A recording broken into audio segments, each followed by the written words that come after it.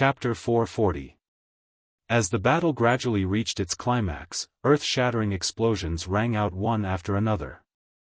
The multicolored True Yuan was like an aurora, slowly flowing in the air above the floating island.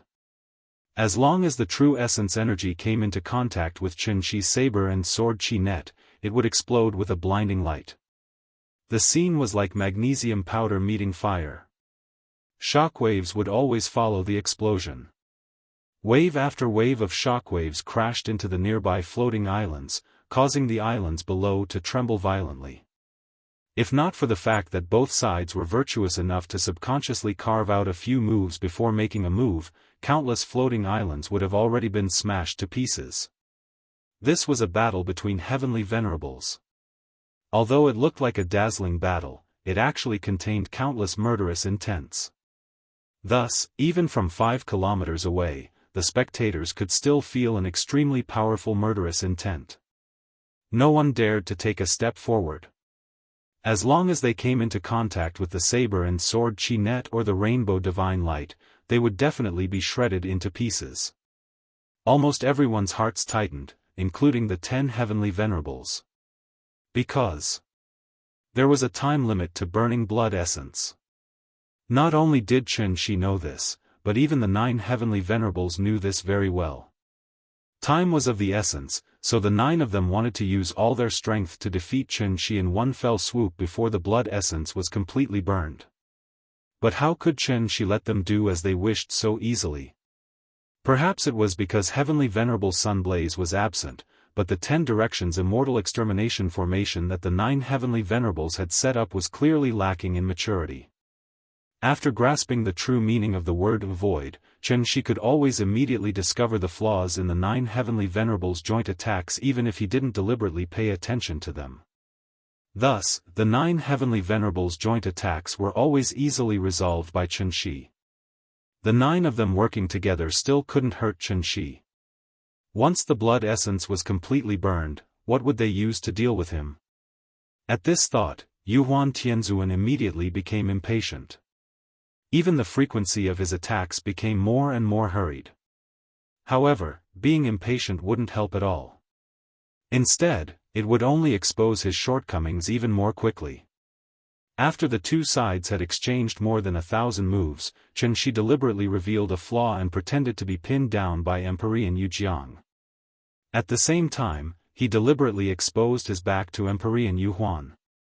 Seeing this, Yuhuan Tianzuan fell for it.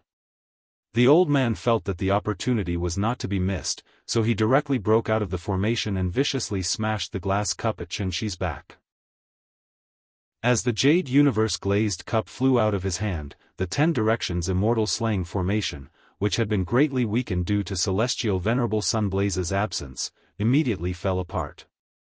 At this time, Qin Shi seemed to have expected this. He suddenly forced Wondrous Spell Heavenly Lord back with a slash of his saber. Then, he decisively pulled back his sword, allowing the sword that had been accumulating power for a long time to point directly at Yuhuan Tianzuan. Yuhuan Tianzuan only saw a cold light flash before his eyes. He didn't even have time to defend himself before the sword pierced through his protective aura and through his body, drawing a long line of blood in the air. Pooh! After suffering such a heavy blow, Yuhuan Tianzuan lost his ability to fight on the spot and instantly fell from the sky.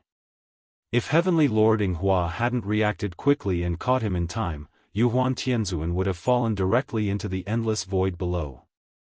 The formation has been broken. We are in danger. Everyone, quickly retreat to the Imperial Hall and regroup. We will wait for an opportunity. Go quickly. I will stop him. Heavenly Lord Wondrous Spell was indeed somewhat courageous. Seeing that the 10 Directions Immortal Slaying formation had collapsed due to Yuhuan Tianzuan's injuries, he advanced instead of retreating. He held the 8 Views Palace lantern and brazenly faced Qin Shi. However, Heavenly Lord Wondrous Spell, who was only at the early stage of soul formation, couldn't block Qin Shi, who was at the early stage of void transformation, even if he burned his blood essence. Thus, in the instant that the other 7 people turned around and flew away with Yuhuan Tianzuan, Heavenly Lord Wondrous Spell, who was covering for them, was struck by Chen Shi's sword. As a result, he fell from the sky and heavily smashed into the floating island below. A 1,000-mile journey collapsed because of an ant's nest. Because of Yuhuan Tianzuan's momentary mistake, the 10 Directions Celestial Lords were instantly defeated. In gaming terms, that would be, the configuration of their formation was too low, and the margin for error was almost zero. A single mistake would instantly cause them to be wiped out. After Chen Shi defeated Heavenly Lord Wondrous Spell, he didn't rush to finish him off. Instead, he immediately chased after the 8 fleeing Celestial Lords. Seeing this, Heavenly Lord Yu Jiang, who was the strongest among them, decisively stepped forward and replaced Heavenly Lord Wondrous Spell to cover for everyone. However, Chen Shi was like a madman who had gone berserk. As soon as the two of them met, Heavenly Lord Yu Jiang was slashed down by his sword and fell straight into the void below. Wondrous Spell and Yu Jiang fell one after another. Even if they excluded the heavily injured Yu Huan, there were still 6 people left. Thus, Heavenly Lord Xuanzhen stepped forward. They couldn't delay for too long, but this method of covering the rear greatly lengthened the battle line. As a result, after Chen Shi repelled Xuanzhen with his sword, Dragon Head Peak appeared not far in front of them. At this moment, Chen Shi didn't need to think with his but to know. They were going to activate the Great Sun Moon Star formation. Since this formation was the final killing move that the Grand Pure Divine Ancestor had left behind for Tian Capital, it must have its unique features. Chen Shi didn't think that he was a match for the Grand Pure Divine Ancestor, so he deliberately lured everyone to the periphery of the floating islands. His goal was to make the 10 Heavenly Venerables stay away from the Imperial Polarity Hall and prevent them from activating the formation at any time. Chen Shi had achieved his goal. However, he still didn't expect. The 10 Heavenly Venerables, who held high positions, would have the courage to burn their blood essence and sacrifice themselves at the same time. Xuanzhen fell. Yinghua stepped forward again. The Heavenly Venerables, who used to be high and mighty, fell one after another, but the remaining few stood up resolutely and continued to cover the rear for their companions. Although they couldn't block 1 or 2 moves from Chen Shi, they could create some obstacles for Chen Shi and buy some time for everyone to escape.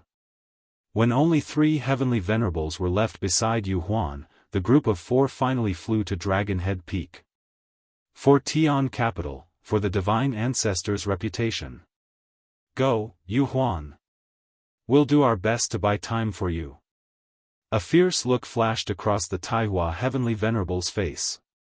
Then, he and the other 2 Heavenly Venerables turned to face Chen Shi, who was chasing after them with a sword. Seeing this, Chen Shi couldn't help but yell fiercely, "Get lost!" The battle was coming to an end. As long as the 3 people in front of him were defeated, Tian Capital would have no chance of counterattacking. Therefore, Chen Shi no longer held back and decisively used his killing move. The saber was formless, the sword was formless, and the vast expanse could shatter the universe. The sound came with the sword, its momentum unparalleled. The 3 Heavenly Venerables with the lowest cultivation didn't even have time to scream before they were completely pulverized by the billions of saber lights and sword shadows. However, it was also because they risked their lives to stop Yuhuan Tianzuan successfully flew to the front of the Imperial Polarity Hall. As soon as he landed, Yuhuan Tianzuan suddenly let out a long howl and slammed his palm into the center of the square. In an instant, the entire floating island trembled violently. Feeling the tremors from Dragon Head Peak, Yuhuan Tianzuan couldn't help but tremble with excitement. After tens of thousands of years of silence, the array pattern that the Divine Ancestor personally engraved on the square finally showed its brilliance to the world. Divine Ancestor above. The Emperor's majestic North Tower, the Divine Ancestor's vast kindness shakes the southern sky. Fortunately, we did not disappoint you. Chapter 441. I wish everyone a happy new year. I'm sure you'll be rich this year. It's New Year's Day, so all my relatives and friends will come over to play. I'm busy cooking at home, so I really can't write. I hope everyone can bear with me in the new year. I'll remember to update it. I'll update it at night and in the morning. I'm so moral. Happy New Year, returning from cultivation to become a stay-at-home dad. Please wait a moment. After the content is updated, please refresh the page to get the latest update. Chapter 442. As Yuan Tianzhuan slammed his palm down, the formation runes engraved on the plaza began to glow. Just as Chen Shi had expected, this formation was indeed the final killing move left behind by the Pure Sky Saint Ancestor for Tiandu. Ever since the Pure Sky Saint Ancestor led the ancient cultivators to build Tiandu, this formation had been engraved on Dragon Head Peak. But what was strange was that the ancient books left behind by the Pure Sky Saint Ancestor did not record any description of this formation, so no one knew what this formation was used for. Perhaps it was an illusion formation, perhaps it was a killing formation. In short, it should not be activated unless it was absolutely necessary. Speaking of which, it was important to mention something important. It was not that Chen Shi did not want to stop the formation from activating, but that he could not stop it at all. Unless he could kill the 10 Celestial Venerables in one move, the 10 Celestial Venerables would activate the formation at the most dangerous moment. This was a paradox in itself. After all, the formation carried Tiandu's last hope and was also the foundation of Tiandu's standing in the great world. Just like playing cards, when Yuan Tianzhuan lost everything, he would naturally place his hopes on this trump card. And now, it was time to reveal this trump card. It had to be said that this trump card was indeed somewhat extraordinary. As the formation runes on the plaza appeared one after another, the great sun-moon star formation above the floating islands suddenly dimmed a lot, and the entire great world fell into darkness. Seeing this, Chen Shi could not help but be on guard and carefully analyze the changes in order to find the location of the formation's life gate as soon as possible. Whether it was an illusion formation or a killing formation, there would usually be 2 life and death gates when setting it up. On one hand, it was to prevent the formation from covering their allies, and on the other hand, it was convenient for the person setting up the formation to enter and exit the formation. But what made Chen Shi feel a little strange was, the formation in front of him did not seem to have 2 life and death gates. As soon as the formation was activated, one after another, flickering lines of law slowly appeared in the void. Even if Yuan Tianzhuan had not grasped the true meaning of the word void, he could still see these lines of law with his naked eye. Of course, in Yuan Tianzhuan's eyes, these lines of law were just waves of vital essence. The lines of law crisscrossed in the void. From afar, it looked like a large net covering the entire great world. Then, these lines of law tightened, and the 120,000 floating islands became fish and shrimps in the net. At the same time, the soul mirror stored in the Imperial Hall suddenly released a dazzling golden light, and flew to the center of the plaza with a whoosh. The formation runes in the center was a circular shape, with a circular hole in the middle. After the soul mirror flew, it directly landed on the circular hole. Heavenly Venerable Yuan stared blankly at everything before him. Although the formation to Tianzhuan was it to the sky, to it to was. However, just as he was absent-minded, the soul mirror actually automatically combined with the formation patterns. Immediately after, an extremely intense true essence fluctuation erupted, and actually blasted Heavenly Venerable Yuan flying far away all of a sudden. Something unexpected happened. The great world. The 120,000 floating islands began to shake violently under the influence of an unknown force. The spirit energy on the floating islands originated from the dragon veins on the various islands, but now, these dragon veins were like a volcanic eruption, gushing out and gathering at the peak of Dragon Head Peak. The spirit energy surged crazily in one place, and for a moment, it caused an unprecedented spirit energy tide in the great world. Seeing this, Chen Shi no longer cared about snatching the soul mirror, and turned to leave the center of the storm that had yet to form. But what he didn't expect was, Even though he had already stepped into the insightful emptiness realm, he was still like a 3-year-old child in front of the Grand Pure One's laws. He couldn't use brute force to tear open this gradually tightening net.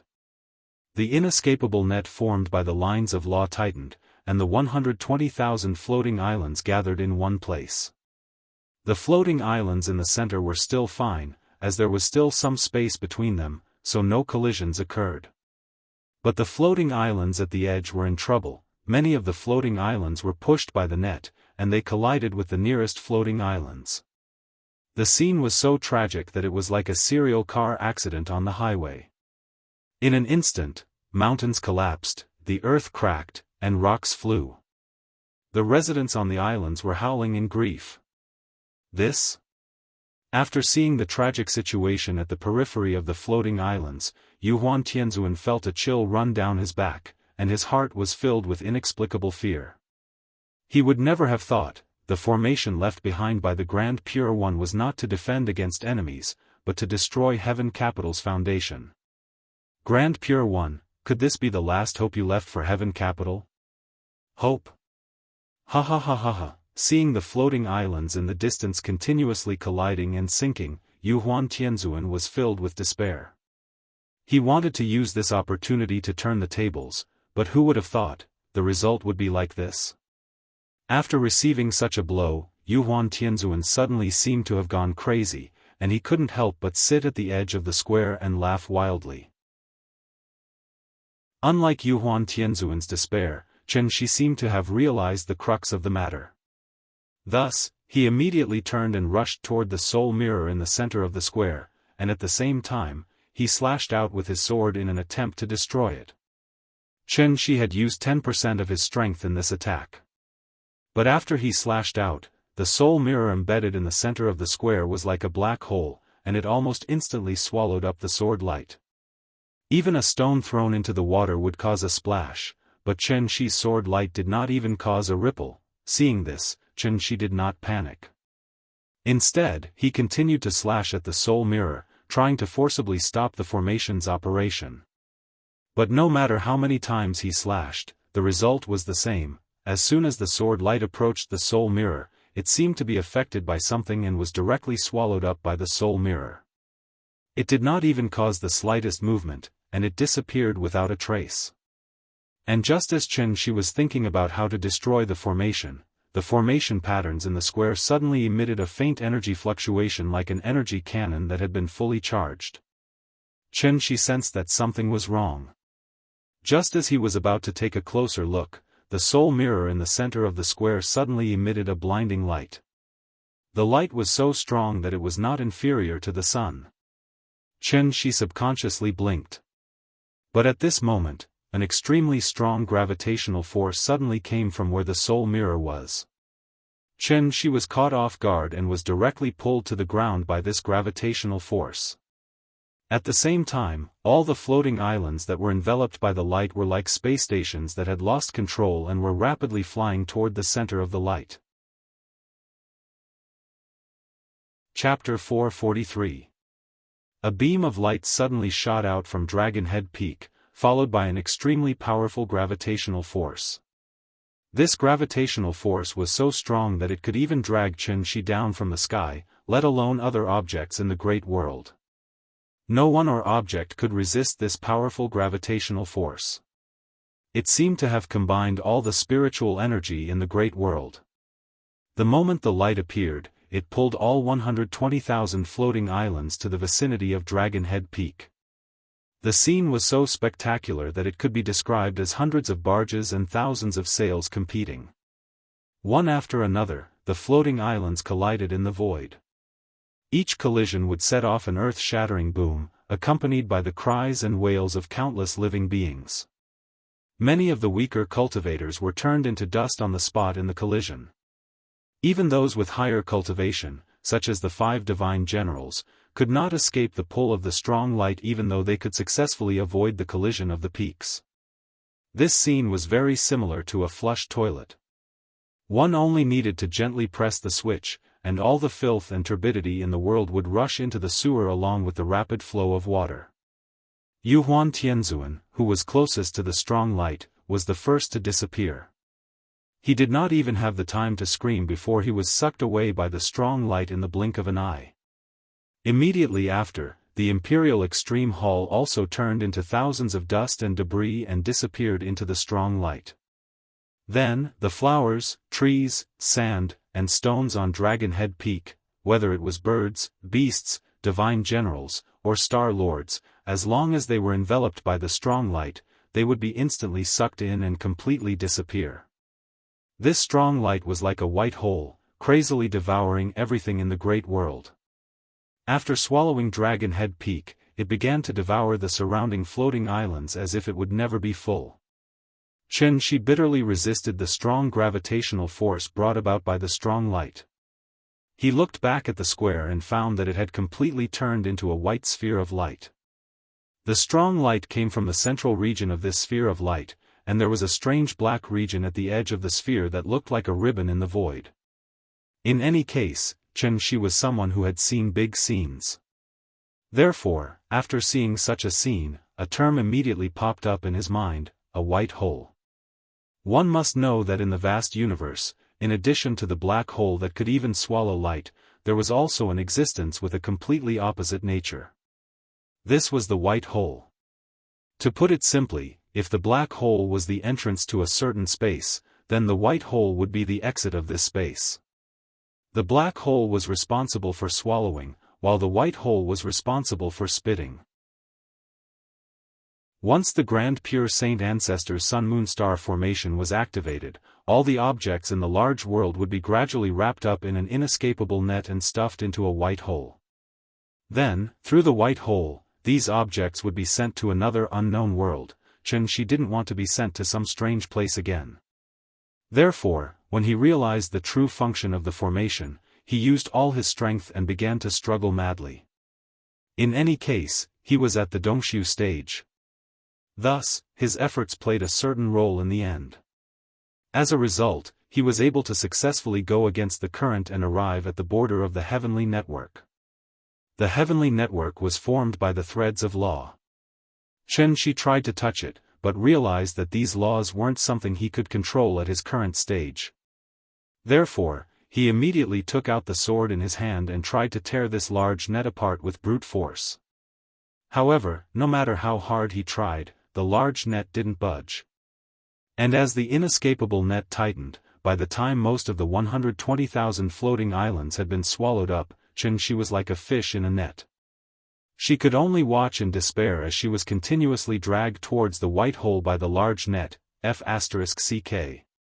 After some time, when Chen Shi regained consciousness, he realized that he was in an unfamiliar vacuum environment. This vacuum environment was different from the dark space Chen Shi had been in before.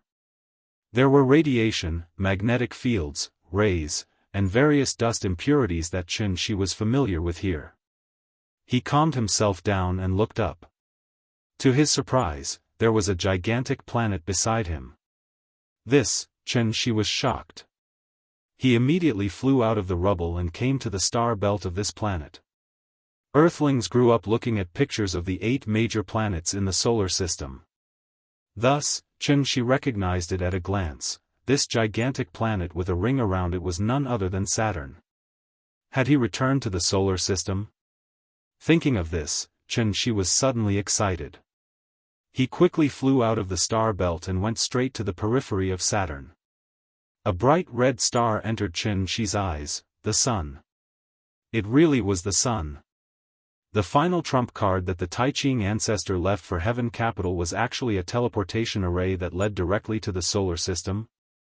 Chen Shi looked back and saw that the 120,000 floating islands had all turned into ruins and were completely merged into Saturn's star belt. Yuhuan Tianzuan's aura was still there. Except for Taihua and the other 2 who were killed by Chen Shi, the auras of the remaining 7 heavenly venerables were still there. They did not die because of the activation of the array. However, while the 10 heavenly venerables were fine, the residents of the great world were in trouble. Only those whose cultivation had reached the golden core stage and above could maintain their vitality in the universe and luckily escape this disaster. However, even in Heaven Capital, there were only a few people whose cultivation had reached the golden core stage and above. As for those unlucky people whose cultivation had not reached the golden core stage, right now, they had already turned into ice-cold corpses one after another. There was no pain or wailing. Just like that, they died peacefully the moment the array was activated.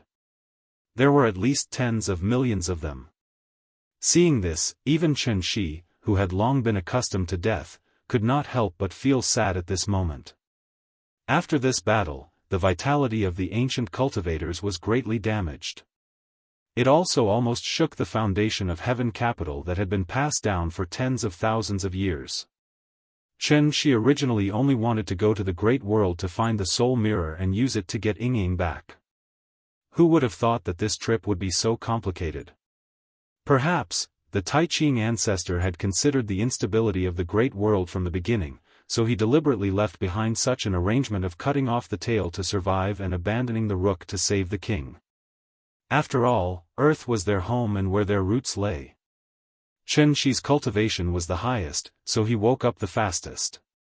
Thus, he quietly floated in the void and began to seriously consider the next problem of how to deal with the aftermath. Right now, the core strength of Heaven Capital was gathered in the solar system. If he left it alone, even without the 10 heavenly venerables, the 5 divine generals would be enough to flatten the solar system.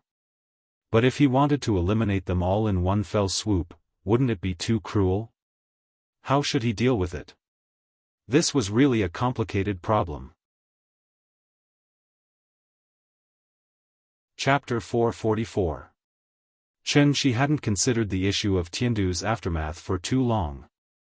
After all, he hadn't even settled his own family's affairs, so where would he find the time to care about other people's affairs? He had to find a way to retrieve Ying's soul. That was what Chen Shi needed to do right now. Thus, Chen Shi began a careful search of the ruins of Saturn's ring.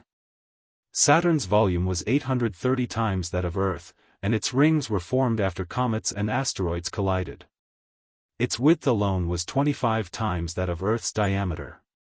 Thus, when the 120,000 floating islands were thrown into Saturn's rings, it was like sand falling into the sea, not causing any waves at all. Perhaps because the formation had just been activated, the strange energy fluctuations on the soul mirror had completely disappeared. Chen Shi searched the floating island ruins for a long time, almost inch by inch, before finally finding that damnable mirror in one of the meteorite ruins. The sky-bearing mirror of floating dawn. The soul mirror was buried deep in the soil, so it was inevitable that it was stained with some dust and dirt. Chen Shi summoned it back with his inner energy, and a bone-chilling sensation came as soon as he touched it. In all honesty, the soul mirror really did appear to be a little mundane now that it had lost that unknown energy fluctuation. A dull mirror with a dark yellow frame. If it weren't for the exquisite patterns on the frame, and the mysterious power of the law faintly contained within, Chen Shi wouldn't have believed that this mirror was actually a legendary artifact. Connate peerless treasure. Perhaps this was what they meant by returning to one's natural state. The soul mirror wasn't an offensive treasure, so for Tiandu, its symbolic significance was far greater than its actual significance. When the Sun-Moon star formation was activated, Chen Shi didn't sense any spiritual fluctuations, so he deduced that the formation had nothing to do with the soul bridge. Whether it was the formation or the soul bridge. Both were meant to travel to Earth, but the methods used were completely different. The Sun-Moon star formation was too barbaric and crude, and Xian Nu's soul wasn't enough to activate it. Its true source of power was actually all the dragon veins in the Great World. That was why when it was activated, it would set off a tidal wave of spiritual qi that was close to landslides and tsunamis. Chen Shi tried to infuse his true essence into the soul mirror, but there was no reaction. Thus, after a moment of hesitation, he separated a strand of his spirit from his heart aperture and carefully poured it into the soul mirror. Chen Shi was already cautious enough. After all, this was a connate cardinal treasure that he had never come into contact with before. But he didn't expect that the moment his spirit entered the mirror, it was as if Chen Shi's soul had been sucked away by the soul mirror, causing him to lose all sense of the outside world. His divine sense entered the soul mirror. It was only then that this connate supreme treasure truly displayed its uniqueness. There was a strange consciousness space within the soul mirror, which was also the place where Xian Nu's soul was stored. As soon as Chen Shi's consciousness entered the soul mirror, he felt as if he'd fallen into the yellow springs or the river Styx. He was surrounded by dense resentment that refused to dissipate. Perhaps his arrival had disturbed the Yin souls that had been imprisoned here for many years, so much so that the resentment of these Yin souls was like bats in a bat cave, and they actually rushed towards him in groups. Chen Shi couldn't help but snort angrily when he saw this. The spiritual pressure of a Dongshu cultivator immediately spread out. Arbiter Xian Nu's cultivation wasn't high to begin with. It wouldn't be an exaggeration to say that she was an ordinary person, so how strong could her soul be? Yin souls didn't have consciousness, but they still retained their instincts to seek good fortune and avoid calamity. Thus, when Chen Shi released his aura, the Yin souls scattered like frightened birds and beasts, not daring to approach him at all. One had to know that the soul mirror and the real world were two completely different concepts.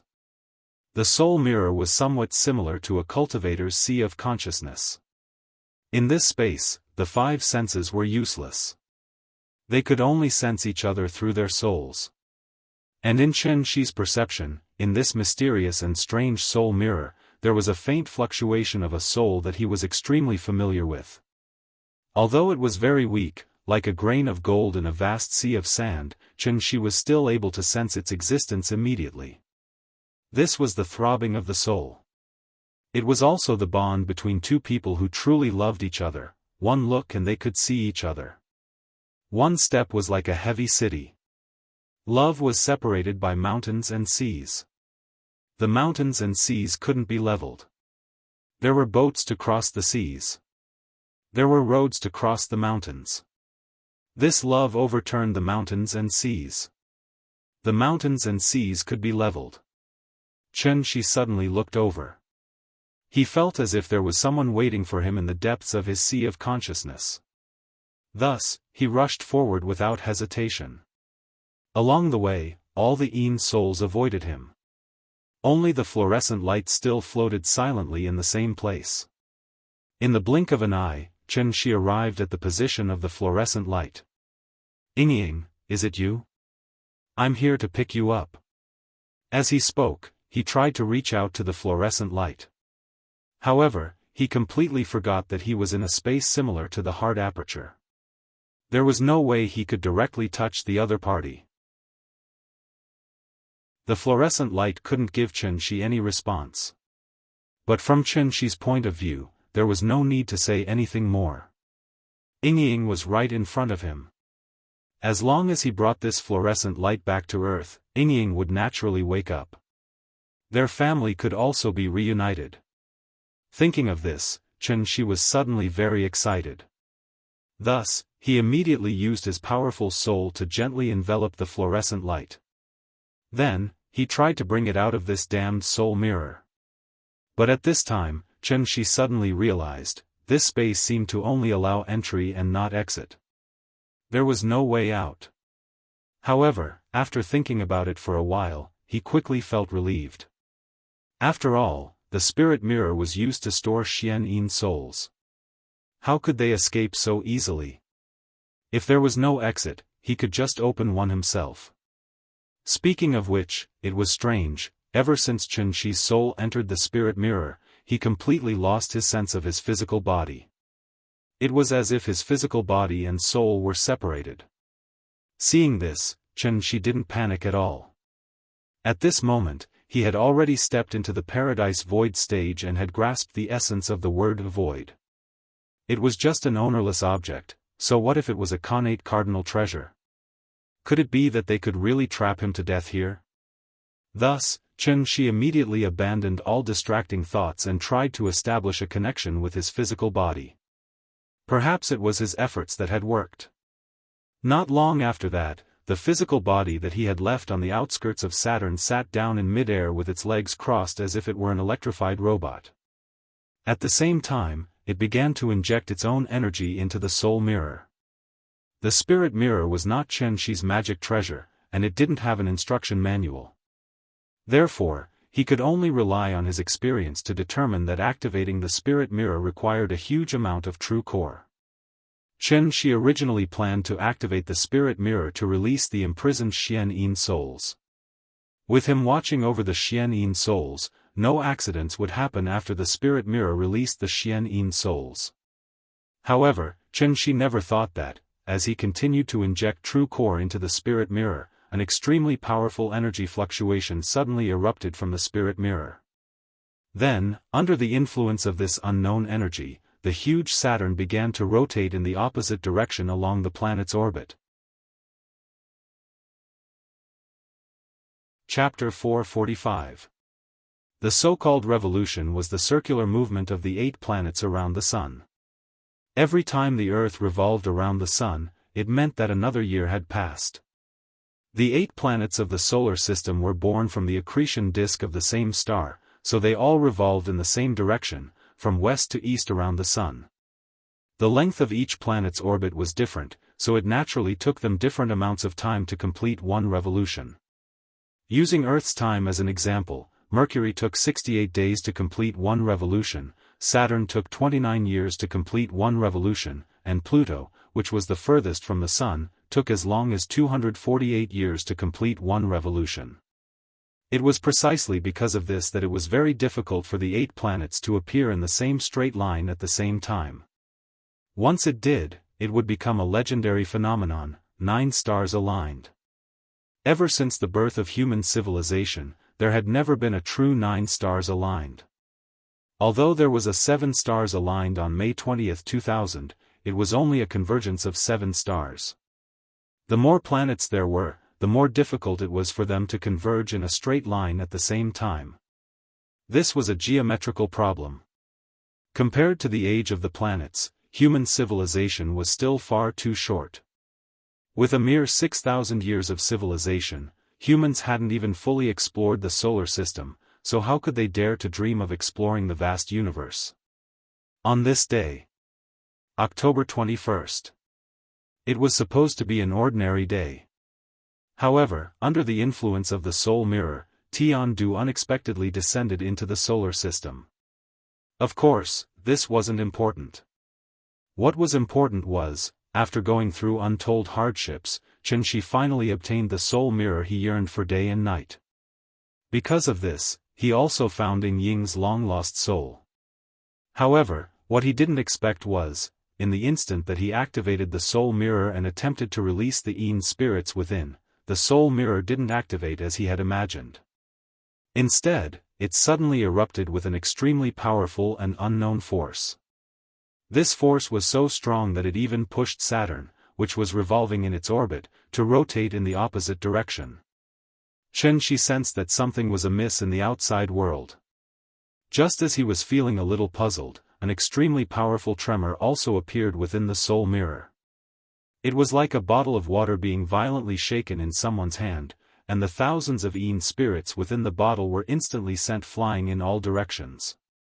Chen Shi hastily protected Qin Ruoying's divine soul.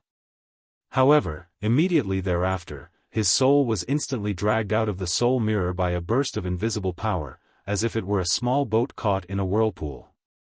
After his soul returned to his body, Chen Shi suddenly opened his eyes. He lowered his head and saw that the soul mirror was still in his hands. However, the previously dull surface of the mirror now faintly rippled with circles of ripples. Seeing this, Chen Shi was shocked and quickly withdrew his true essence. He withdrew his true essence. But unfortunately, however, the soul mirror continued to operate. At this moment, Chen Shi suddenly realized, in addition to Saturn, even Jupiter, Mars, Neptune, and Uranus began to rotate in the opposite direction under the influence of this unknown force. Among them, Venus and Mercury, which were closer to the Sun, suddenly accelerated their revolutions and converged with the Earth in a straight line. With the exception of Earth, the 8 planets all changed their respective orbital speeds and directions, converging into a straight line at a speed visible to the naked eye. In an instant, The alignment of 9 stars, a sudden phenomenon. After 10,000 years, this peerless formation set up by the Taiqing divine ancestor was finally revealed to the world in its entirety. Even the great formation of sun, moon, and stars in the great world was actually only one of its subformations. The moment the alignment of 9 stars occurred, a large nomological net formed by the laws of heaven and earth vaguely appeared at the boundary of the solar system. This was something that had to be mentioned, the boundary of the solar system, which was the place where the sun's gravity could cover. There were as many as 100 billion comets there. These comets were gathered together by the sun's gravity, thus forming a spherical cloud, which was also known as the Oort cloud by scientists. If one were to look at it in another way, the Oort cloud could be seen as the atmosphere, and the comets within it could be seen as droplets of water vapor in the atmosphere. The moment the nomological net appeared, Xianxia was completely stunned. This large net was somewhat similar to the inescapable net in the great world, but it contained nomological attributes that Xianxia could not understand at all. One had to know that Xianxia had already stepped into the insightful void realm. However, when he saw this scene, he still felt a sense of loss and helplessness in his heart. It was like a primary school student trying to solve a calculus problem in university mathematics. The moment he saw those densely packed numbers and symbols, Xianxia was completely stunned. These were all left behind by the Taiqing divine ancestor. The solar system was not like the great world. The area of 120,000 floating islands added together was at most equivalent to the area of Asia. But what about the solar system? Even if one flew at the speed of light, it would take an entire year to fly to the boundary of the solar system. And this was only the radius of the solar system. The more you know, the more you can recognize your own insignificance. To the current Xianxia, this sentence had become the supreme truth. At that moment, Xianxia even began to suspect, had he returned to Earth from heavenly spiral? Before he had reached the insightful void realm, he naturally could not see the nomological imprints at the boundary of the solar system. And it was precisely because he could not see these nomological imprints that he, who was only at the soul formation stage, could fly into the solar system without any hindrance and then return to Earth without any hindrance.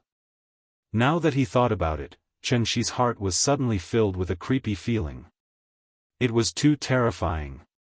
He did not even know how he came back. He had originally thought that he would be able to roam the universe freely after reaching the soul formation stage. Who would have thought, even in the periphery of a mere solar system, there was such a shocking net of laws? If it were not for someone secretly opening the way for him, how could he, who was only at the soul formation stage, so easily pass through this net of nomological laws? Everyone would more or less suffer from paranoia, and Xianxia was no exception. So, he was afraid. Although he did not know the true use of this net of nomological laws, Xianxia could still sense the supreme power contained in it as long as he used his heart to feel it. This was an absolute power that was above the insightful void stage and even the Tao integration stage. Perhaps only true immortals who had experienced the great tribulation of heaven and earth could control it. With this in mind, Xianxia felt as if the soul mirror in his hand was a hot potato that he could not throw away even if he wanted to, and it was very hot in his hand, but if he continued to use the soul mirror, Xianxia would not dare to do so even if he had 100 guts. After all, Yingying's soul was still inside. Who knew how many secrets were hidden in this broken mirror? What if he caused some kind of trouble? What should he do then? Xianxia was stunned as he looked at the spectacular 9-star alignment in front of him. Chapter 446. With scruples in their hearts, they were no longer fearless. Most young people looked down on those mediocre middle-aged people. Little did they know that these middle-aged people were just like them back then, fearless in life and fearless in death. Xianxia's fear did not originate from his heart, but from the outside world. This was because he had already become a middle-aged man from a young age. He had a lover, a child, and a family of his own. He was the sky of this family, the umbrella of this family, and the pillar of this family. So, shouldn't he be afraid? If it was in the past, Xianxia would definitely continue to study the soul mirror. He would even try to erase the mark left behind by the grand pure divine ancestor and turn it into his natal magic treasure. But now, such thoughts did not appear in his mind at all. After all, Xianxia was already old. Back to the spectacular 9-star alignment, which could be called a space wonder. Under the push of the soul mirror, the 9 planets quickly converged into a straight line. From afar, it looked like a cannon was in place and ready to fire at any time. The 9-star alignment lasted for about 2 minutes. During these 2 minutes, Xianxia's mood was as tense as a string. He was afraid that the 9-star alignment would affect Earth, so he raised his essence, energy, and spirit to the highest point early on. If anything strange happened next, Xianxia would rush back to Earth immediately and take away Nian, Yingying, and everyone else he cared about. He might not be able to stop the 9-star alignment, but it would not be easy to hurt his family in front of him. Xianxia had already prepared for the worst, but he did not expect. What happened next was completely different from what he had imagined. The 9-star alignment did not have any destructive impact on the solar system. The only thing that was affected was the large net of laws entrenched in the periphery of the solar system. He saw, the moment the 9 stars gathered, the large net that contained the unknown power of laws began to flicker faintly. If the 9-star alignment was a key, then the large net of laws was a door. All he needed to do was insert the key into the keyhole and twist it gently. This huge net of laws that had shrouded the solar system for over 10,000 years slowly loosened. The stars moved, and all living things were in the universe. The 9 stars returned to their positions, and the laws disappeared. After the invisible power from the soul mirror disappeared, the 8 planets and the degraded Pluto began to revolve in their original orbits. This rare spectacle of the 9 stars alignment was like an unreachable mirage. Apart from making Xianxia worry for a while, it didn't leave anything else behind. After a flash of white light, the soul mirror reverted back to its previous dull and lifeless state. At this moment, the large net of laws that made even Xianxia's heart palpitate completely vanished. Xianxia frowned as he looked at the distant Oat Nebula. That was the boundary of the solar system, and also the boundary between the solar system and the universe.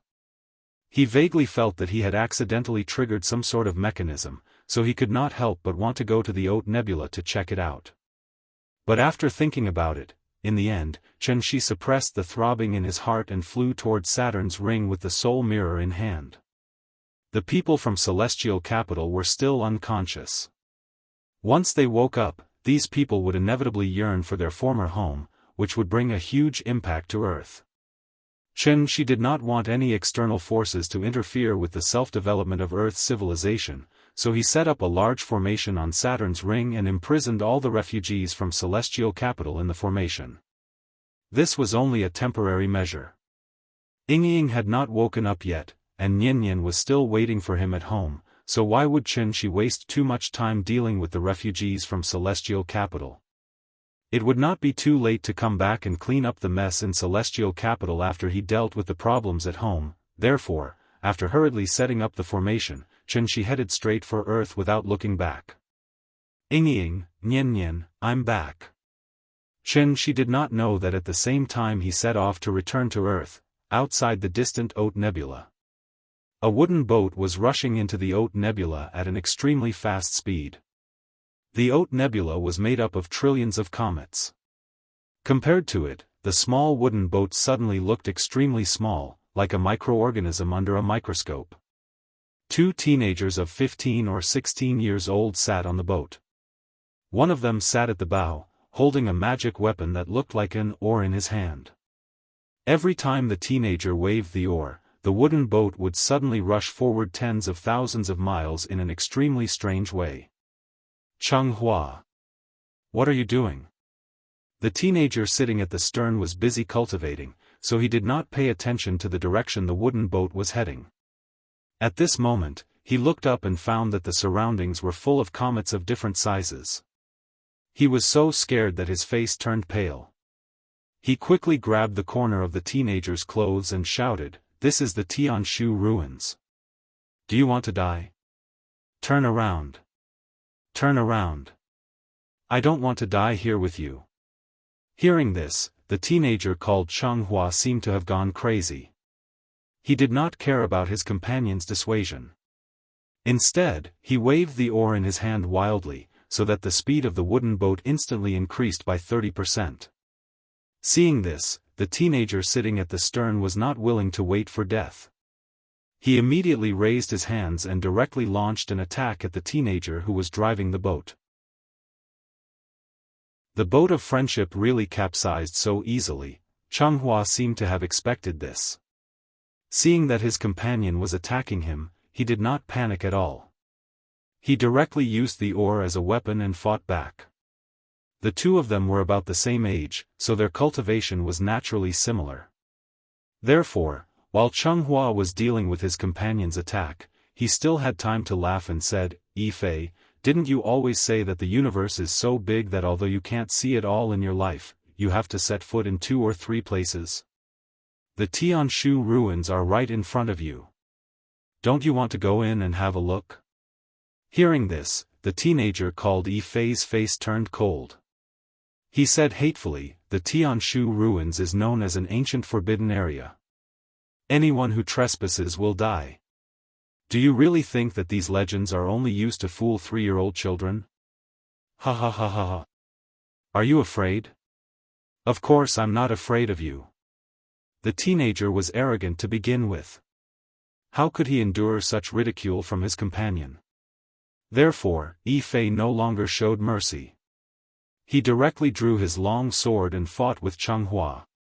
The two of them fought back and forth, but they did not notice at all. The wooden boat had already gone deep into the Oat Nebula. When the wooden boat rushed out of the Oat Nebula, the two of them suddenly felt that their eyes were wide open, so they could not help but stop what they were doing. "This is, the Tianshu ruins? We're actually here?" The two teenagers stared blankly at the solar system in front of them. Even the daring Changhua was shocked at this moment. The reason why Changhua dared to drive the wooden boat close to the Oat Nebula was because he knew the power of this cloud-piercing shuttle. One had to know that this cloud-piercing shuttle was his father's most important treasure. It was personally made by a supreme being, and its speed was extremely fast. When the host was in danger, the cloud-piercing shuttle could even instantly turn into a defensive treasure to protect the host. This was also the reason why Changhua dared to go close to the Oat Nebula. He just wanted to scare Yifei. Who would have thought that the two of them would actually break into the legendary forbidden area without any hindrance, the Tianshu ruins? Chapter 447. Generosity should be rewarded, and arrogance should stop the youthful heart. According to Earth standards, Changhua and Yifei were still underage. However, relying on their extraordinary cultivation base, these two brats, who were still wet behind the ears, were actually more courageous than most people. They didn't understand how they could enter the Tianshu ruins so easily. However, after confirming that it really happened, even the cautious Yifei didn't complain about going back. Instead, he became excited. The boat of friendship started moving again. The two youths squeezed at the front of the boat and watched the cloud-piercing shuttle enter the solar system at an extremely fast speed. There was no fear of the unknown in their eyes, only a strong yearning for the ancient legends. "Changhua, it's better to be careful. Rumor has it that the Tianshu ruins are the cultivation grounds of the ancient Almighty. Although there may be great opportunities hidden inside, there are also hidden dangers. Our cultivation levels are still low. Without this cloud-piercing shuttle, we wouldn't even be able to roam the stars freely. If there's some kind of formation on this planet, we'll probably die here today." As he spoke, Yifei pointed at Pluto, which was not far away. Pluto was only 1/3 the size of the moon. From afar, it didn't give off any sense of visual oppression. Dwarf planets like Pluto were extremely common in the universe. However, Pluto was inside the Tianshu ruins. Therefore, even though the two of them had roamed the stars since they were young and were used to all kinds of dangers in the universe, they didn't dare to approach it at all. Therefore, the two of them drove the wooden boat around Pluto, and after making sure that there was nothing worth exploring, they quickly sailed to the next planet. In reality, the solar system was like an egg. The sun was the yolk, the space where the 8 planets were was the egg white, and the outermost Oat nebula, which was covered with trillions of comets, was the eggshell. The dense comets floated around the solar system, so the situation inside the solar system couldn't be seen from the outside. And this was in the eyes of outsiders, Tianshu ruins. For the immortal cultivators in the outside world, the Tianshu ruins were like a dried-up treasure trove. According to ancient records, before the Tianshu ruins were sealed, it was once a holy land for cultivation. Even the glorious jade clear grotto heaven was once only one of the inheritances in the Tianshu ruins. Of course, the Tianshu ruins back then was not called the Tianshu ruins. Instead, it was called Tianshu realm. Later, for some reason, the Tianshu realm, which was at its peak, suddenly declined. Then, an ancient almighty set up a heaven and earth formation, completely isolating this galaxy from the outside world. Under the protection of the formation, no one could approach the Oat nebula. In the blink of an eye, tens of thousands of years had passed. Everything about the Tianshu ruins gradually faded from people's minds as time passed.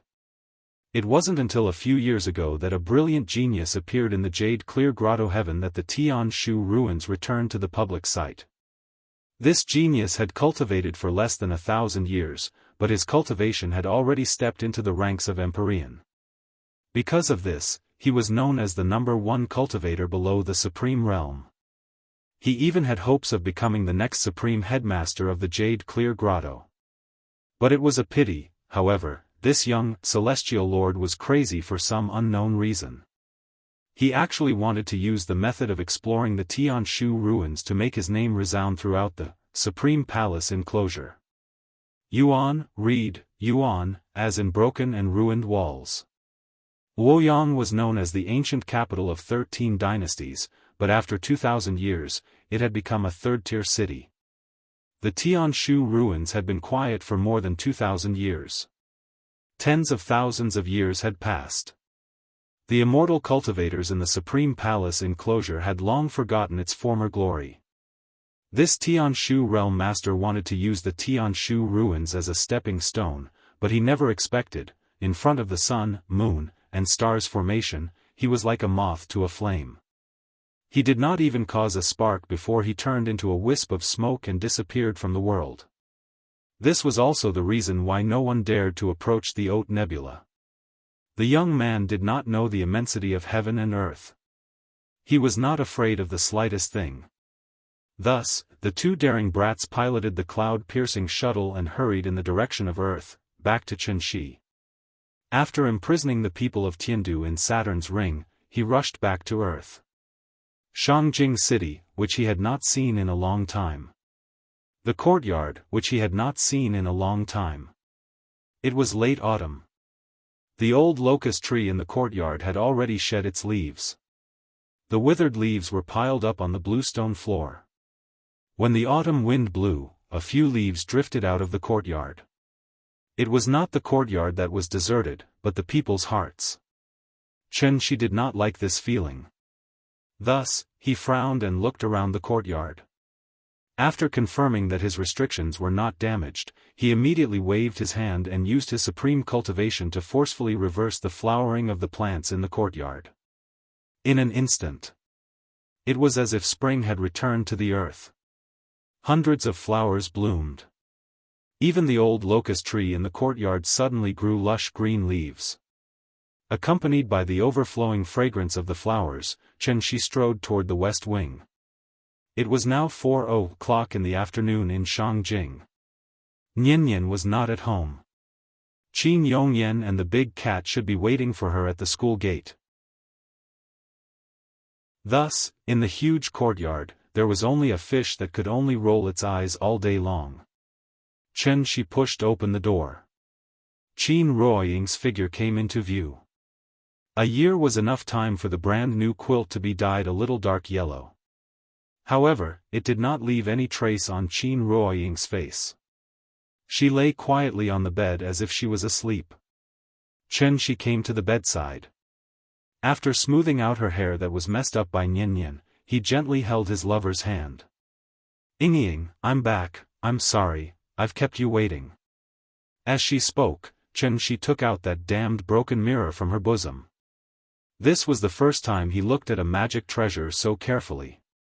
It was as if he was not looking at himself in the mirror, but Qin Ruoying in the mirror. This was a connate treasure.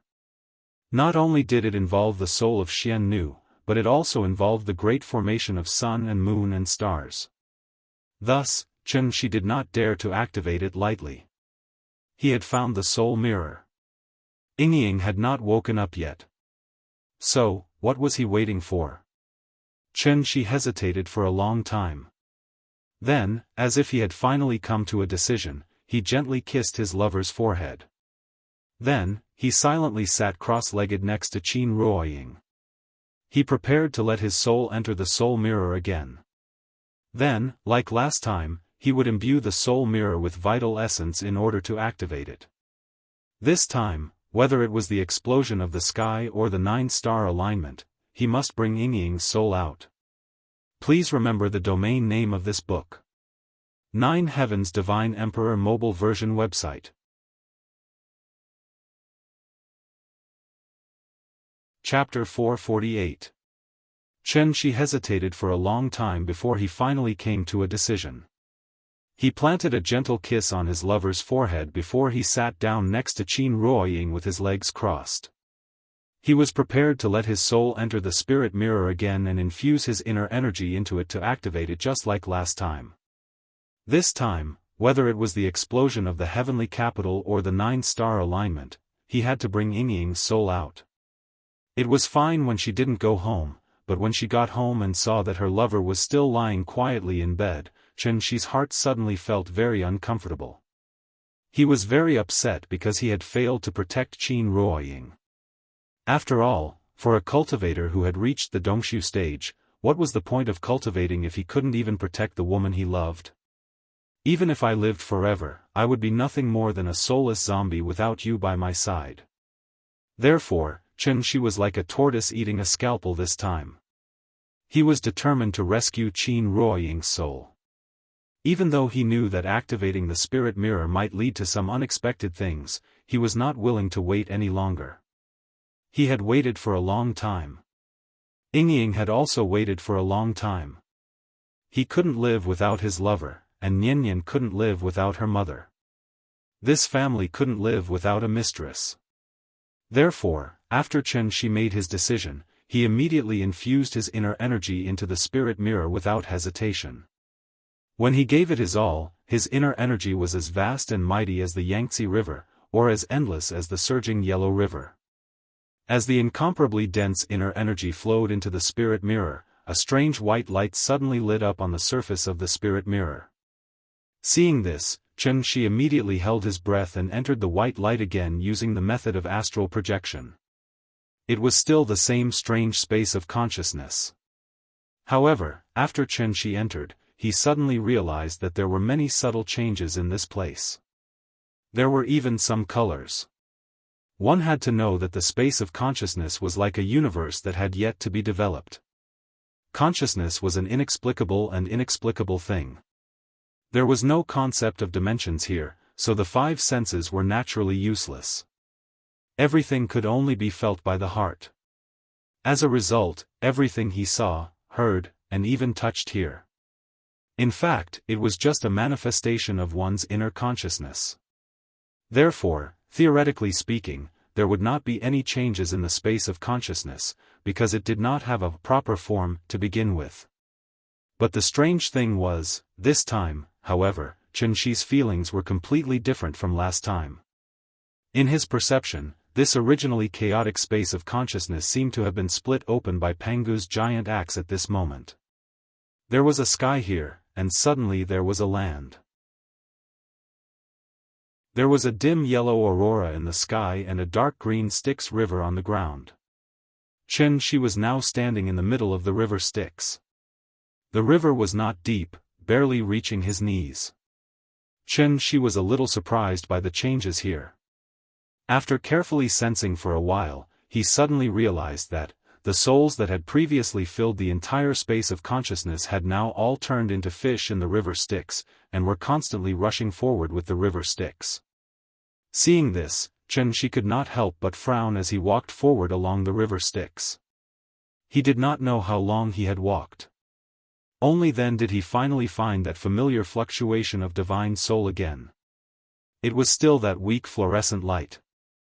Yingying's soul was there. Xianxia immediately ran toward the fluorescent light. However, as he got closer and closer to the fluorescent light, Xianxia's mood became more and more serious. Because, he suddenly realized, the fluorescent light was at the end of the river Styx. Thousands of souls were following the river Styx and pouring into the fluorescent light. After realizing that something was wrong, Xianxia's heart could not help but skip a beat. He thought that something had happened here. Therefore, he did not even have time to think. He immediately used his soul to wrap around the fluorescent light and tried to bring it out of the soul mirror. However, the strange thing was, this fluorescent light seemed to have taken root in the space of consciousness. No matter how Xianxia tried, the fluorescent light floated there quietly and did not move at all. After all, Xianxia was now an immortal cultivator at the Dongxiu stage.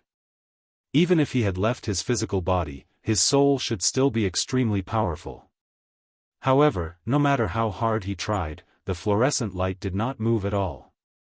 After a few fruitless attempts, Xianxia was instantly enraged. After hearing a wild roar, an extremely strong golden light suddenly erupted from his body. Then, this golden light was like the sun rising from the east, instantly illuminating half of the space of consciousness and completely enveloping the fluorescent light. At the same time, Xianxia's reckless behavior seemed to have affected the river Styx below. As a result, the river Styx suddenly dried up. Countless souls were like startled birds, instantly turning into soul bodies and flying out in all directions. The chaos had not even split, but it was already so severely injured. How powerful was Xianxia's soul? What had entered the soul mirror before was only a wisp of it. But now, Xianxia wanted to completely separate his soul from his physical body and pour it all into the soul mirror. He wanted to use his soul to build a soul bridge that connected Qin Ruoying to the outside world and use it to forcibly bring her out of the soul mirror. Fortunately, the soul mirror was now an ownerless object. Otherwise, Xianxia's violent and barbaric actions would definitely cause the soul mirror to suffer a backlash, and his soul would definitely be severely injured as a result. Desperate times called for desperate measures. Xianxia did not care so much now. In any case, he had to take Yingying's soul away today. Thus, under his continuous efforts, the fluorescent light was forcibly pulled out from the end of the river Styx. That's right, it was pulled out. This fluorescent light was like a plant, and it had taken root at the end of the river Styx. After Xianxia plucked the streak of light out of the ground with brute force, a burst of intense vibrations erupted from within the soul mirror again. It was the same as before. Tens of thousands of Yin souls were shaken and scattered in all directions. Xianxia's soul was like a small boat that had encountered a whirlpool. Suddenly, it was pulled by an invisible force, as if it was trying to drive him out of the soul mirror. But this time, Xianxia was fully prepared. Thus, the moment the invisible force appeared, he had already used his soul to wrap the fluorescent light up in layers. Then, like a smuggler who had successfully avoided the security check, Xianxia successfully brought the fluorescent light back to the real world. Xianxia succeeded. But he did not know that the moment he left the soul mirror with the fluorescent light, the river Styx surged out again. Tens of thousands of Yin souls turned into fish and gathered in the river Styx once again. And at the end of the river Styx, suddenly, a ray of fluorescent light appeared.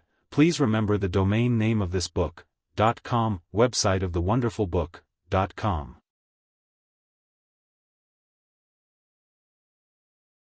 Chapter 449. Note: I made a mistake when I pasted the previous chapter. If you didn't see my note at the end of the chapter, then it's the wrong chapter. Sorry. The so-called husband and wife were actually, although they didn't have the colorful phoenix wings, their hearts were as one. Therefore, the moment Qin Ruoying opened her eyes, Chen Shi suddenly realized that there might be a problem. As expected. After Qin Ruoying opened her eyes and saw him, she didn't get up and hug him immediately. Instead, she looked at him up and down with a strange and cold look. Seeing this, Chen Shi couldn't help but frown slightly. At the same time, he stretched out his right hand to see her situation. But what Chen Shi didn't expect was that, just as he reached out his hand, Qin Ruoying suddenly leaped up like a carp. Following that, she smoothly executed a set of wrist and arm lock martial arts. Looking at this posture, Ying seemed to want to take him down in one fell swoop. This set of self-defense kung fu was passed down in the Qin family. Although Qin Ruoying hadn't come into contact with kung fu before, she still stepped into the celestial being stage with the help of Chen Shi. It should be known that celestial beings were no longer in the ranks of ordinary people. It was just a few moves of wrist-locking kung fu. She only needed to take a look at it to master it. Qin Ruoying had always disliked fighting with people. If it wasn't for the fact that cultivation could increase her lifespan, and thus she could stay with Chen Shi forever, she was afraid that she wouldn't be willing to spend too much time on the road of cultivation. But now, Qin Ruoying, on the other hand, acted as if she had been possessed by Qin Wanqing. The moment she came up, she started fighting without a single word. Chen Shi was afraid of hurting her, so he immediately dispersed all the strength in his body. As a result, Qin Ruoying suddenly pressed him down on the bed by his arm. A dignified Dongshu stage cultivator was actually pressed down on the bed by a celestial being at this moment. If this matter were to spread, it would only shock people on the spot. Chen Shi didn't dare to move at all, but Qin Ruoying didn't show any mercy. After pressing Chen Shi down, Qin Ruoying turned over and mounted the horse directly on his back, and pressed him firmly on the bed. At this moment, Qin Ruoying seemed to not know Chen Shi at all. After pressing his neck from behind, she asked coldly, "Who are you?" Hearing this, Chen Shi could only tilt his head and ask in a muffled voice, "Ying, you don't even recognize me? I don't know you." After saying that, Qin Ruoying raised her head and looked around. The room was still the same room. She didn't know where she was. She didn't know she was, but she couldn't remember anything. She's teach she, remember anything. Amnesia? Maybe. From the moment Qin Ruoying woke up to the moment she captured Chen Shi, the entire process seemed to have happened in the blink of an eye. At this moment, Chen Shi could roughly guess the reason. Normal people might think that this was amnesia. But in reality, this was a sign of a missing soul. It was probably because he forcibly took her soul out of the spirit mirror, so the soul he took out was incomplete, and Qin Ruoying lost her memories. After figuring out the crux of the matter, Chen Shi's originally tense mood immediately relaxed. It wasn't a big problem, it was just that her soul was missing. At worst, he could go to the spirit mirror later, and the problem would be solved. However, Qin Ruoying's attitude towards him made Chen Shi, who was used to Ying's gentleness and consideration, suddenly feel like he was enjoying himself. In this world, other than Ying, which woman could ride on his back?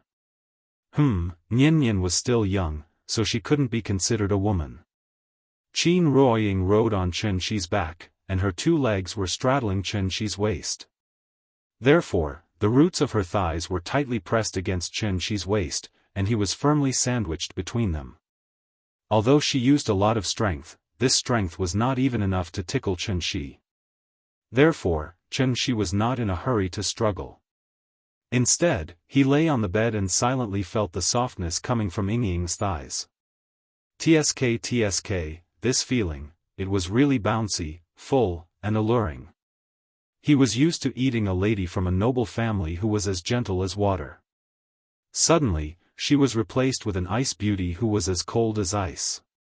The taste was simply wonderful. If Qin Ruoying knew what he was thinking, she would probably raise her hand and slap him across the face. Men are all pigs. She was like a dead fish, lying on the bed and not moving at all. At this moment, Qin Ruoying seemed to have realized that her posture was a little indecent, so she immediately jumped up from his body and went straight to the door of the west wing. She was busy savoring the feeling, and when Qin Ruoying left, it instantly made him feel a sense of emptiness, so he hurriedly got up and chased after her. Ying, don't run around, where are you going? Seeing that she was chasing after her, Qin Ruoying turned her head and glared fiercely at him. She had no choice but to hurriedly take a few steps back, and then put on an old face, indicating that he would not go near her. After that, Qin Ruoying then turned and walked out of the west wing. When she walked out of the house and saw the beautiful scenery of hundreds of flowers in full bloom, Qin Ruoying could not help but smile. Ying had always liked flowers and trees, so the courtyard had long been filled with potted plants by Chen Shi. When Chen Shi returned home, he had conveniently changed the flowering period of the plants in the courtyard, but he did not expect that it would come in handy at this moment. Even if Qin Ruoying lost her memory, this hobby did not seem to have changed. Thus, she quietly stood in front of a lily and carefully savored the faint fragrance coming from it. Until this moment, Chen Shi felt as if he had seen the lover that he was so familiar with. Ying was still Ying. She had not changed. And he had not changed either. Qin Ruoying minded her own business in the courtyard, admiring the flowers by herself. Chen Shi obediently waited by the side, feeding the fish in the fish tank from time to time. The two seemed to be strangers, but in fact, there was a faint bond between the two. Just like a young couple quarreling on the street, the girl walked quickly in front, and the guy followed far behind her. Even if the passers-by did not know them, they would immediately realize, the two of them should be a couple. They seemed to ignore each other, but in fact, they had been ruthlessly abusing the single people on the street. Yes, this was the feeling. The strange ambiguous atmosphere did not last long. When Chen Shi noticed that someone had walked into Dongming Alley, a faint smile suddenly appeared on his face. Calculating the time, Nian should be home from school. I wonder, the moment she saw her parents, what kind of expression would she have on her face? Anyway, no matter what expression she had, that little face would definitely be very cute, right?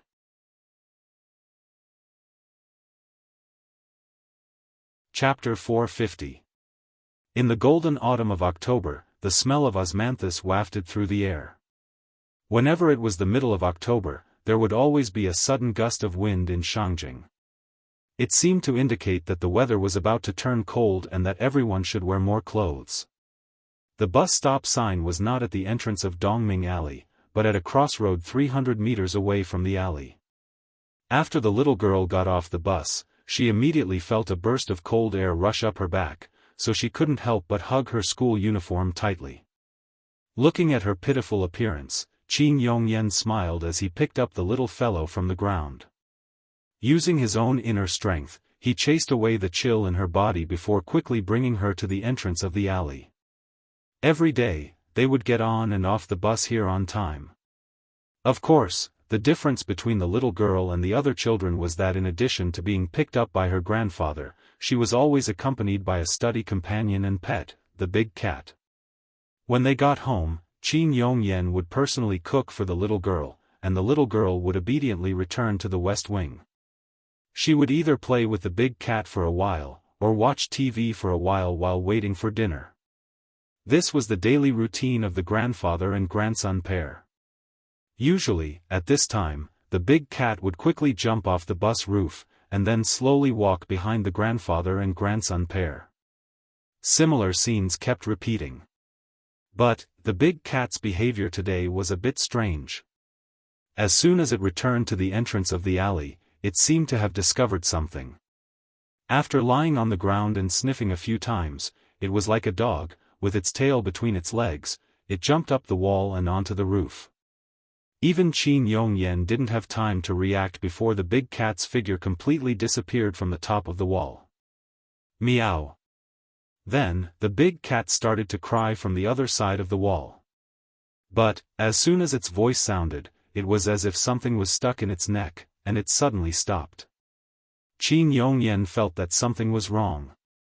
After more than a year of living together, he and the big cat were very familiar with each other, so even if the big cat only cried out softly, Qin Yongyan could roughly distinguish its thoughts based on the pitch of its voice. The big cat's cry was so strange that Qin Yongyan couldn't tell what it meant. Considering that the big cat was different from other animals, once it barked, something must have happened. Therefore, Qin Yongyan quickly carried the little fellow back to the courtyard. Wow! Grandfather!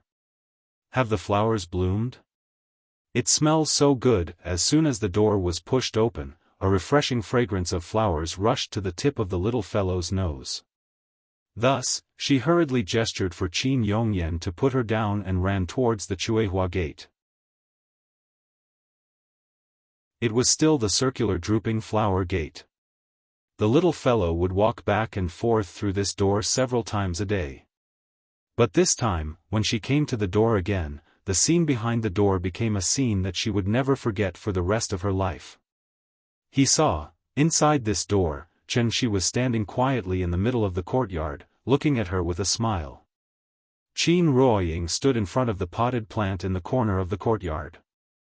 Although she pretended to admire the flowers as if nothing had happened, her eyes couldn't help but drift to the door of the Chuehua gate.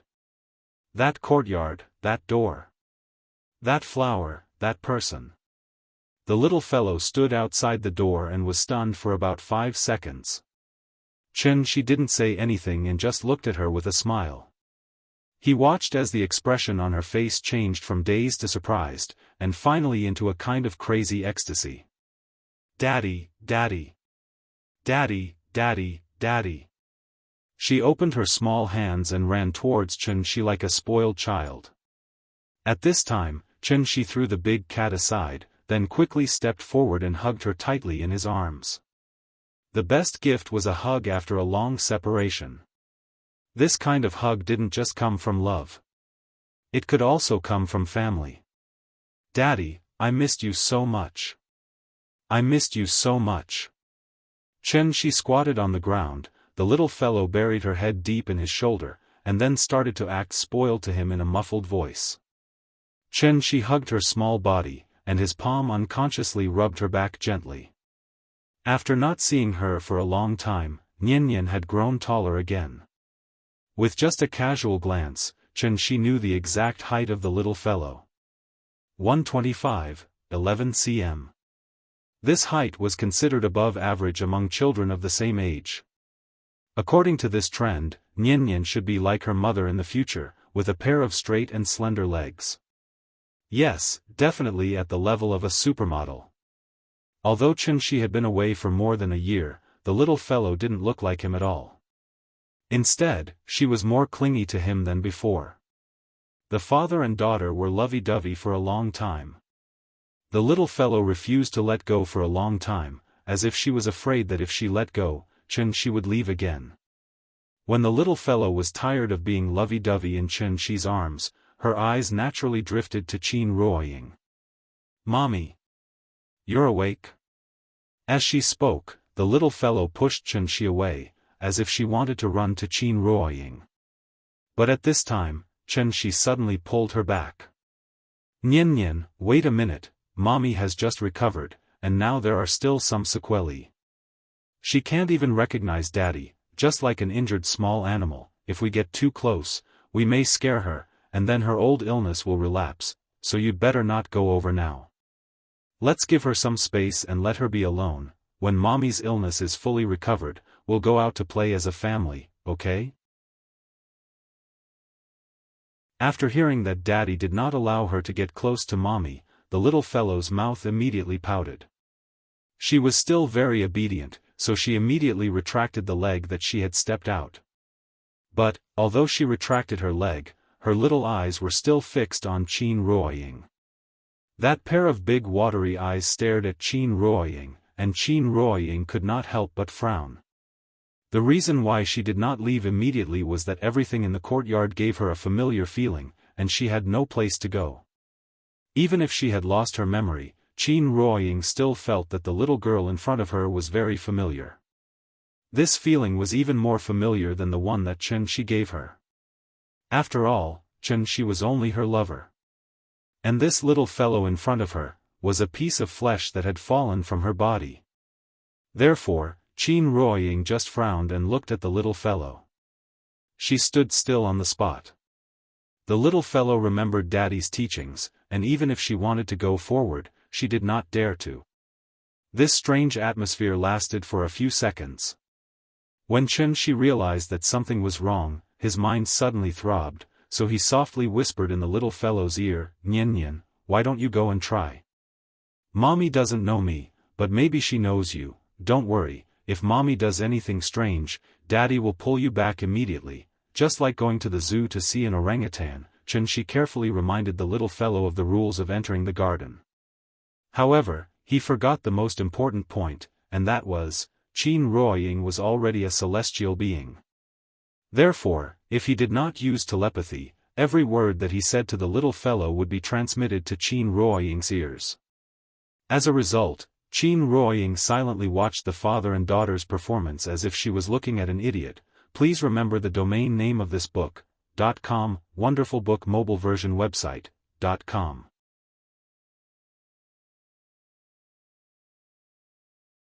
Chapter 451. The reunion was unexpected.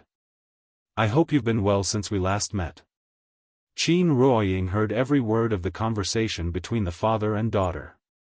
Although she had lost her memory, it didn't mean that she had lost her mind. So she was very clear about what this conversation meant. In fact, since she woke up, Qin Ruoying had been seriously thinking about everything that had happened in front of her.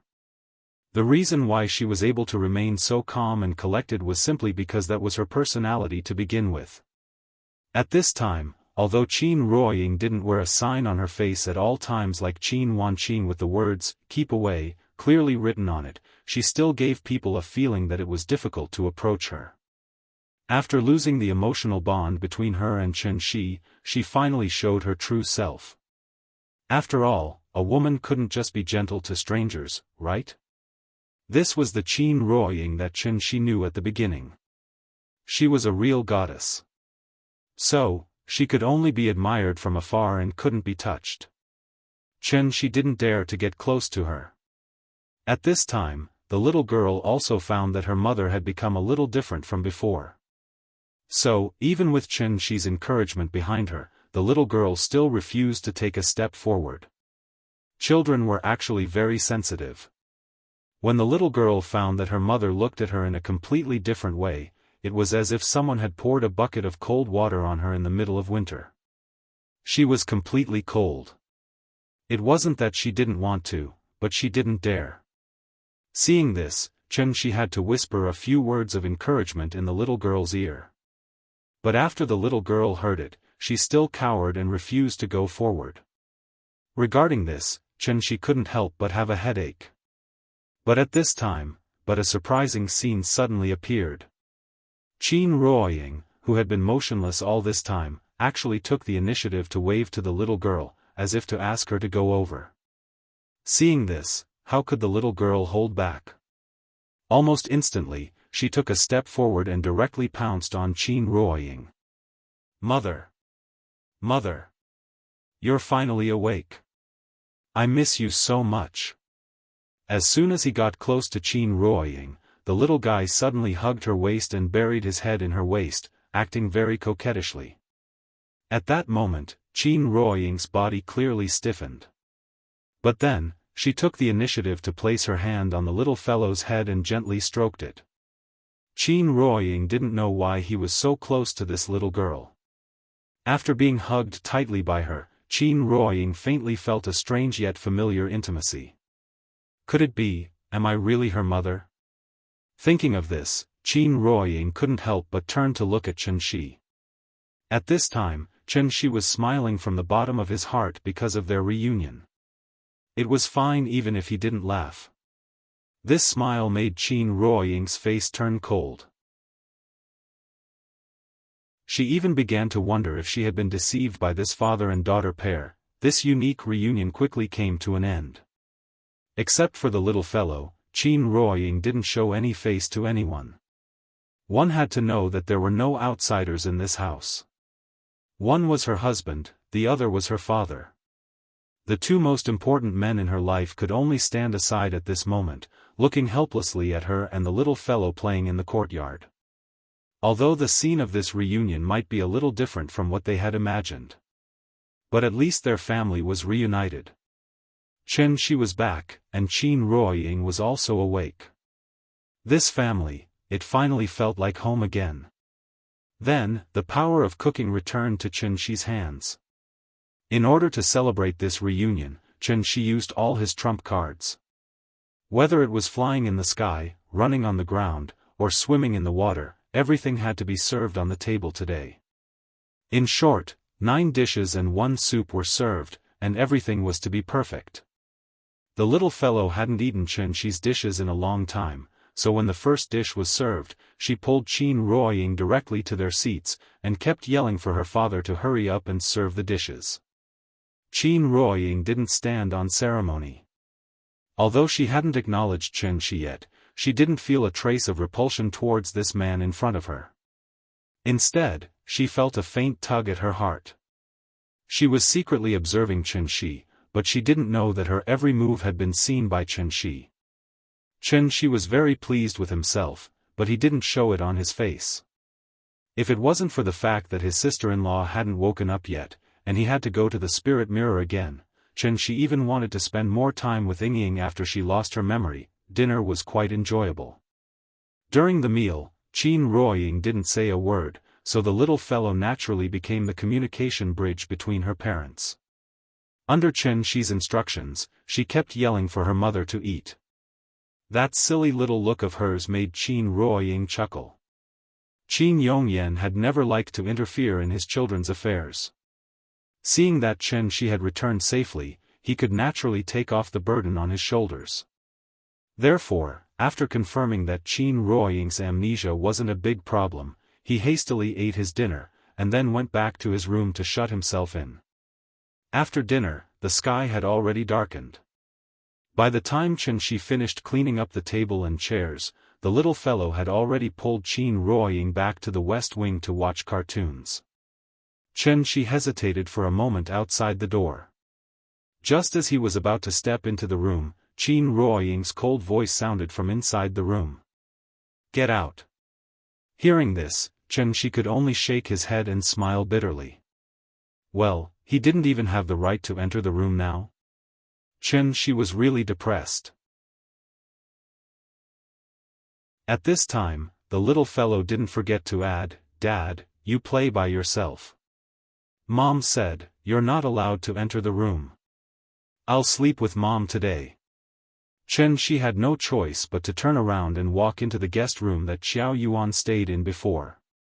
As early as when Xianxia left, Xiao Yuan had already successfully entered a multinational company as an intern under Gu Lao's introduction, so the tea house was completely closed. Xianxia lay on the bed, thinking about how to reopen the tea house tomorrow while listening to the movements in the room next door. Although Qin Ruoying lost her memory, she still had a kind of heartfelt care for Ninian. This also made Xianxia feel very gratified. Ying was still the same Ying. Although incomplete, she was still the Ying that he couldn't help but be fascinated by. Qin Ruoying seemed to have forgotten how to cultivate, so when the little fellow fell asleep, she silently lay on the side. Xianxia was on this side of the wall, she was on the other side of the wall. Please remember the domain name of this book. 9 Heavens God Emperor Mobile Version Reading Website.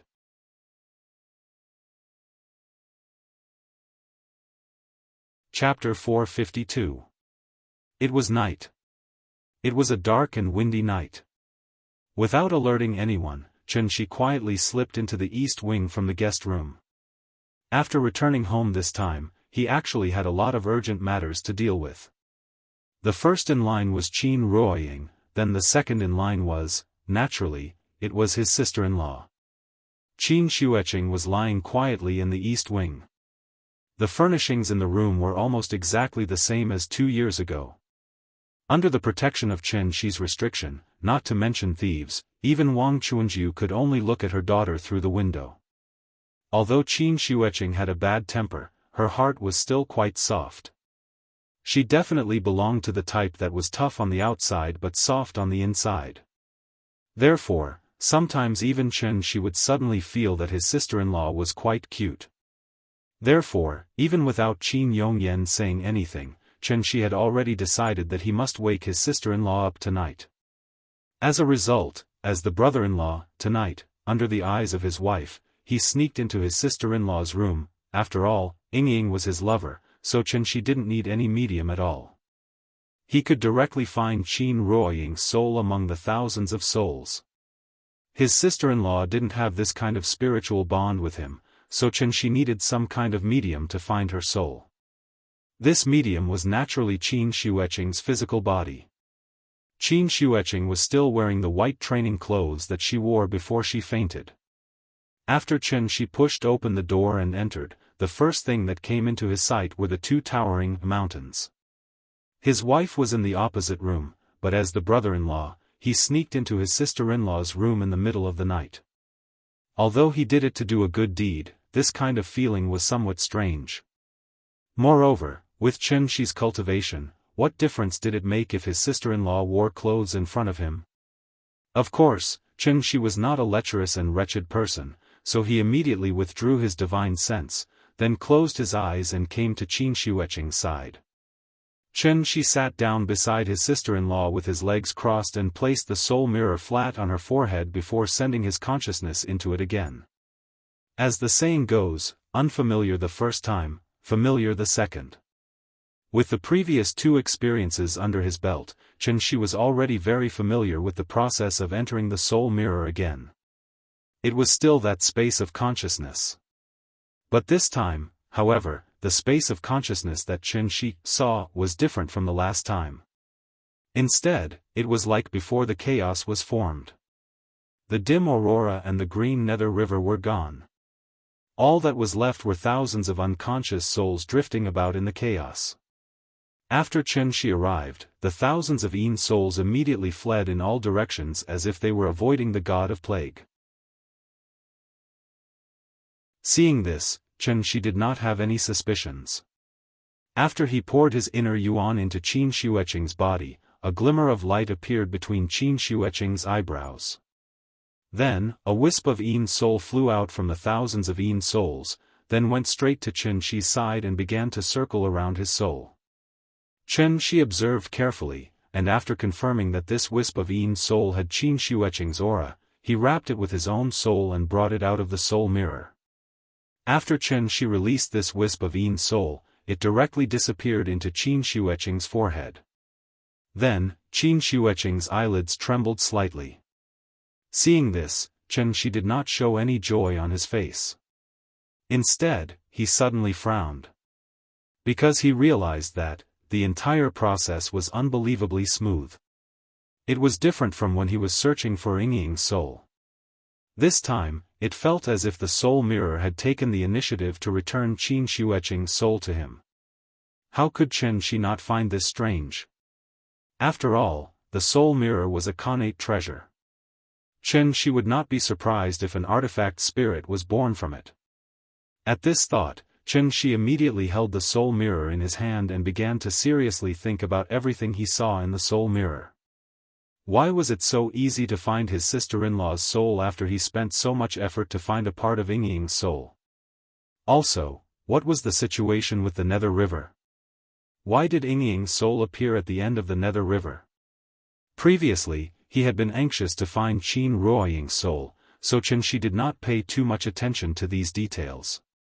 He thought that these images were just projections of his consciousness. Qin Ruoying was very important to him. After this thought was projected into his consciousness, it naturally made sense that Qin Ruoying's soul was at the end of the Nether River. But the problem was, the soul mirror wasn't his magic treasure. How could it be affected by his consciousness and place Ying's soul at the end of the Nether River?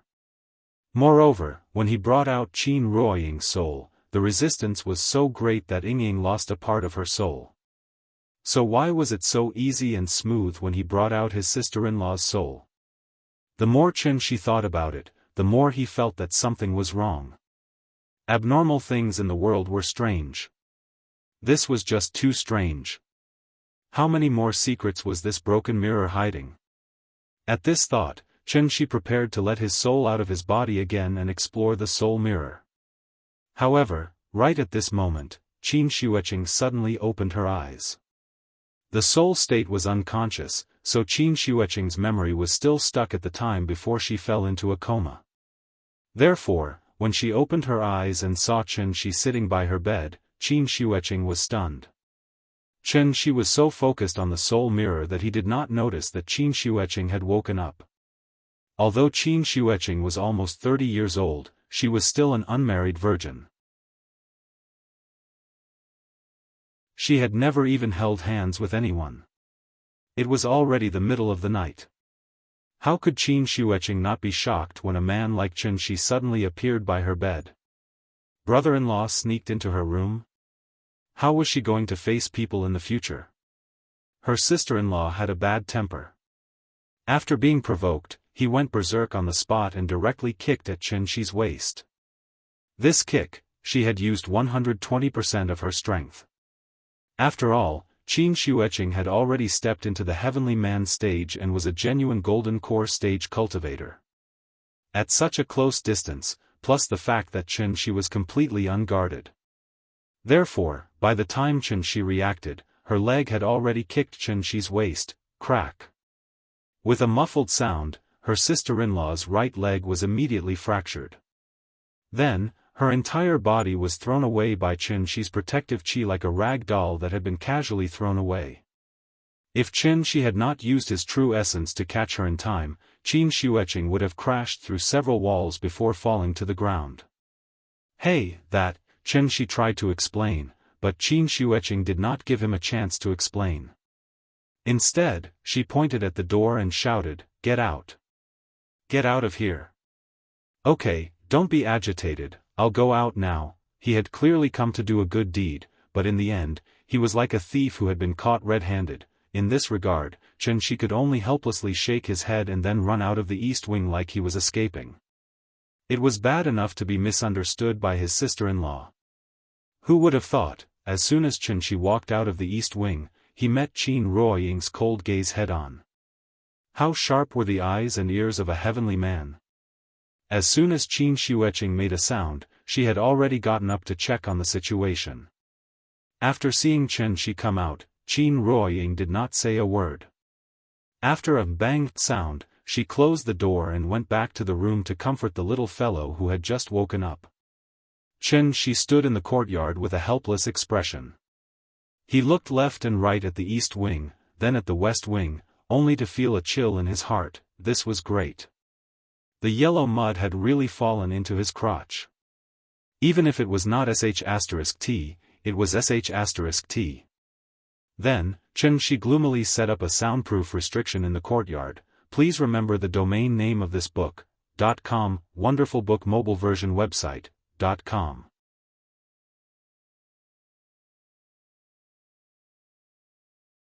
Chapter 453. There were 8 immortal arts. Pills, talismans, weapon formations, and witchcraft. They were, pills, talismans, weapon refinement, formations, casting witchcraft, and puppetry. The first 4 were more commonly used. Basically, every orthodox cultivator would gradually learn and master them as they cultivated. The last 4, on the other hand, weren't all that impressive, so only those with crooked paths would focus on them. No one was perfect, including Qianxi. In online gaming terms, Qianxi was a top laner who focused on head-on combat. Although he knew a little bit of miscellaneous skills, they were merely summoner skills. When it came to weapon refinement, alchemy, formations, and so on, the support healer was clearly the true professional. Hence, Qianxi's head hurt. The heaven-bearing efficacious floating mirror was a connate peerless treasure. Qianxia didn't know much about connate peerless treasures. It was said that only tribulation ascension cultivators who'd undergone the baptism of heavenly tribulations could refine their own personal treasures with the connate true essence in their bodies. Only then could they truly refine a connate peerless treasure. From this, one could see just how rare connate peerless treasures were. It was for this reason that Qianxia, who'd only been in the soul formation stage, didn't have the right to come into contact with a connate peerless treasure. Of course, even if Qianxia had obtained a connate peerless treasure by chance, that didn't mean he could use it for himself. The logic was actually quite simple. It was like a poor bastard suddenly obtaining the keys to a Ferrari. He probably wouldn't even know how to start the engine after getting in. There were many types of treasures. Judging from how the soul mirror had been activated a few times, it was most likely a support-type treasure. Support-type treasures were usually refined for specific situations and weren't very practical. Hence, after the grand pure divine ancestor passed away, the soul mirror had been placed in the imperial hall to collect dust. The soul mirror was far beyond what Qianxia could grasp. Hence, he couldn't find the correct way to activate it after flipping the mirror over and over again for an entire night.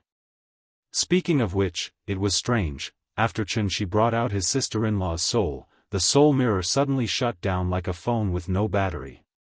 After that, no matter how hard he tried, he was unable to let his spirit enter it again. It was as if the soul mirror had been reduced to an ordinary item, and the space of his consciousness had been completely shut off. He couldn't very well try to break open the soul mirror, could he? Magic treasures needed to be recharged. Soul mirror had created a white hole to engulf a large world, then forcibly reversed the orbits of the 9 planets, thereby expending a lot of energy. Was that why it needed some time to recover? Qianxia pondered for a long time before coming to such a conclusion. Only then did he feel slightly relieved. Heaven and earth can bear witness. He really didn't want to use this opportunity to spend a few more days with the amnesiac Ying so that he could have a change of taste, the next morning. Following the loud and clear cry of the rooster next door, the little fellow slowly woke up from her sleep. She didn't know what happened last night, but she was keenly aware that her mother didn't give her father a good look during the meal. As such, the smart little fellow wisely kept her mouth shut and put on her little backpack after breakfast. Perhaps it was because his sister-in-law was too embarrassed to see anyone after the farce last night, so she left the courtyard in the middle of the night, and no one knew where she was now. Qianxia wanted to explain the situation to her, but he saw that she was being very unapproachable, so he wisely disappeared from her sight. His sister-in-law had left, but Qin Ruoying was still there. Thus, Qianxia made his way to the west wing and politely knocked on the door before yelling into the room, "Nian Nian, let's go. Daddy will take you to school today." "Okay."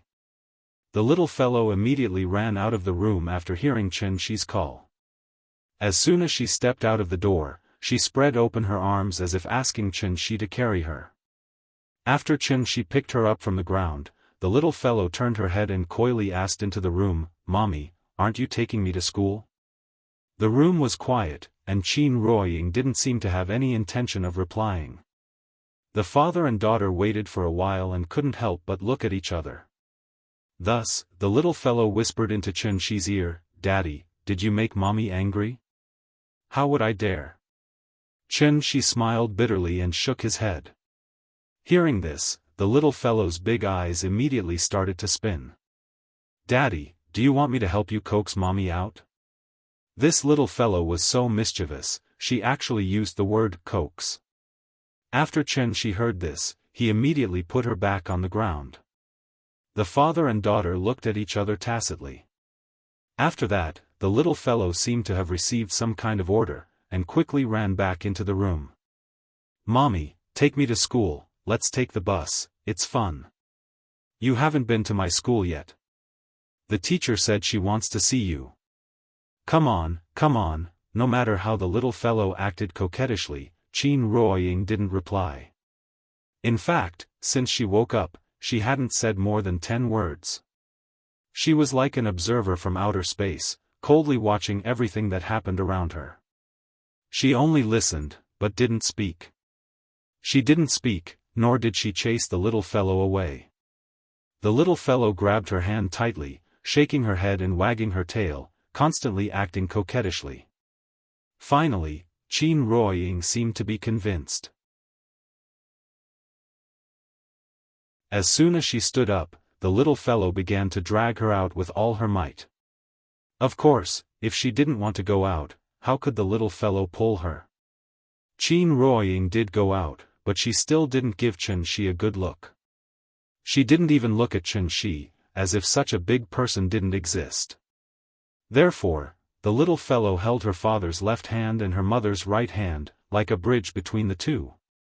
Time to go to school. The sun shines in the sky, the flowers smile at me, the little bird says good morning. Why do you carry explosives on your back? Like the most ordinary family of three, the little fellow pulled the couple onto the bus to school. Qianxi and Qin Ruoying didn't speak on the way, but the little fellow seemed to have been injected with stimulants, chattering non-stop along the way, even disturbing the passengers on the side. After Qianxi apologized to the nearby passengers in a low voice, he didn't stop the little fellow from continuing, but motioned for her to speak softly and slowly. Dad was listening carefully.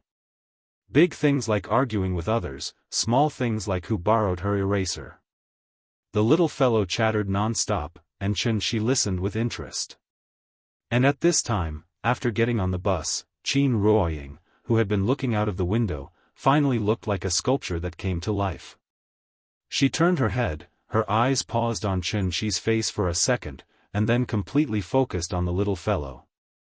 Looking at Nianyan's little face that had turned red with excitement. At that moment, Qin Ruoying couldn't help but reach out and pinch her little face.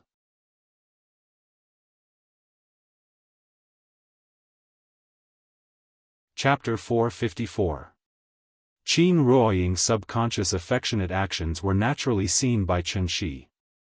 Therefore, Qianxi immediately put on a calm and collected expression, as if to imply that he did not see anything. There were many types of amnesia. The most common situation was not being able to recognize one's loved ones. However, they could still speak, write, draw, and have the ability to take care of themselves in daily life. Therefore, amnesia did not mean that one had lost their intelligence. And it was precisely because Qin Ruoying had lost her memory that everything was so new and strange to her. She was very clear about the meaning of the word mother, but she did not dislike the little fellow calling her mother left and right. Every time she heard the little fellow call her mother, she instinctively wanted to respond. If it was not for the special reserved nature of women stopping her, Qin Ruoying would have already held the little fellow in her arms and caressed him. Of course, Qin Ruoying could accept the little fellow, but it did not mean that she could accept Qianxi. Women always had to be a little guarded against men. The kind of woman who would completely fall into a man's good intentions could only play the role of a victim in a relationship. The one who cannot get is in an uproar, the one who is favored is fearless. No matter where it was, this sentence was absolutely regarded as the supreme truth. Therefore, even though Qianxi had already stepped into the insightful emptiness realm, he was still deeply immersed in it, and even somewhat enjoyed it. The capital-affiliated primary school was not far from Hohai, about 7 or 8 stops away. After the family of 3 got off the car, the little fellow, like other children, held his father in one hand and his mother in the other, and skipped towards the school gate. Although the school was chosen by Qianxi, this was the first time he came, so he could not help but use his divine sense to carefully scan the school. And, overall, it was not bad. At least he did not find any filth hidden under the sanctimonious surface. The management of a primary school was not as loose as a kindergarten, so Qianxi and Qin Ruoying could not even enter the school gate, and could only stand at the school gate and say goodbye to the little fellow. Dad, goodbye. Mom, goodbye. I will listen to teacher obediently. Remember to pick me up after school. Perhaps it was because Qianxi and Qin Ruoying were sending Nianyan to school for the first time, and because the couple was too good-looking, even the guards at the entrance couldn't help but take a few more glances at them. Nian was the most popular person in the class. Therefore, after many parents sent their children to school, they could not help but stand at the side and whisper to each other. Is that child the one who dared to hit someone on the first day of reporting? Yes, he's in the same class as our Yang.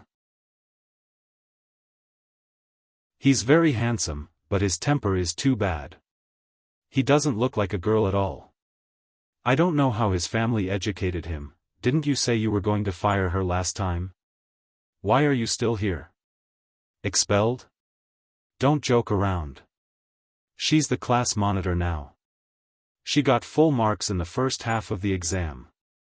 Every parent-teacher meeting, she'll be singled out for praise. Oh? This little girl is so powerful? How is she powerful? Isn't it because her family is powerful? At this point, a trace of displeasure flashed across the parent's face.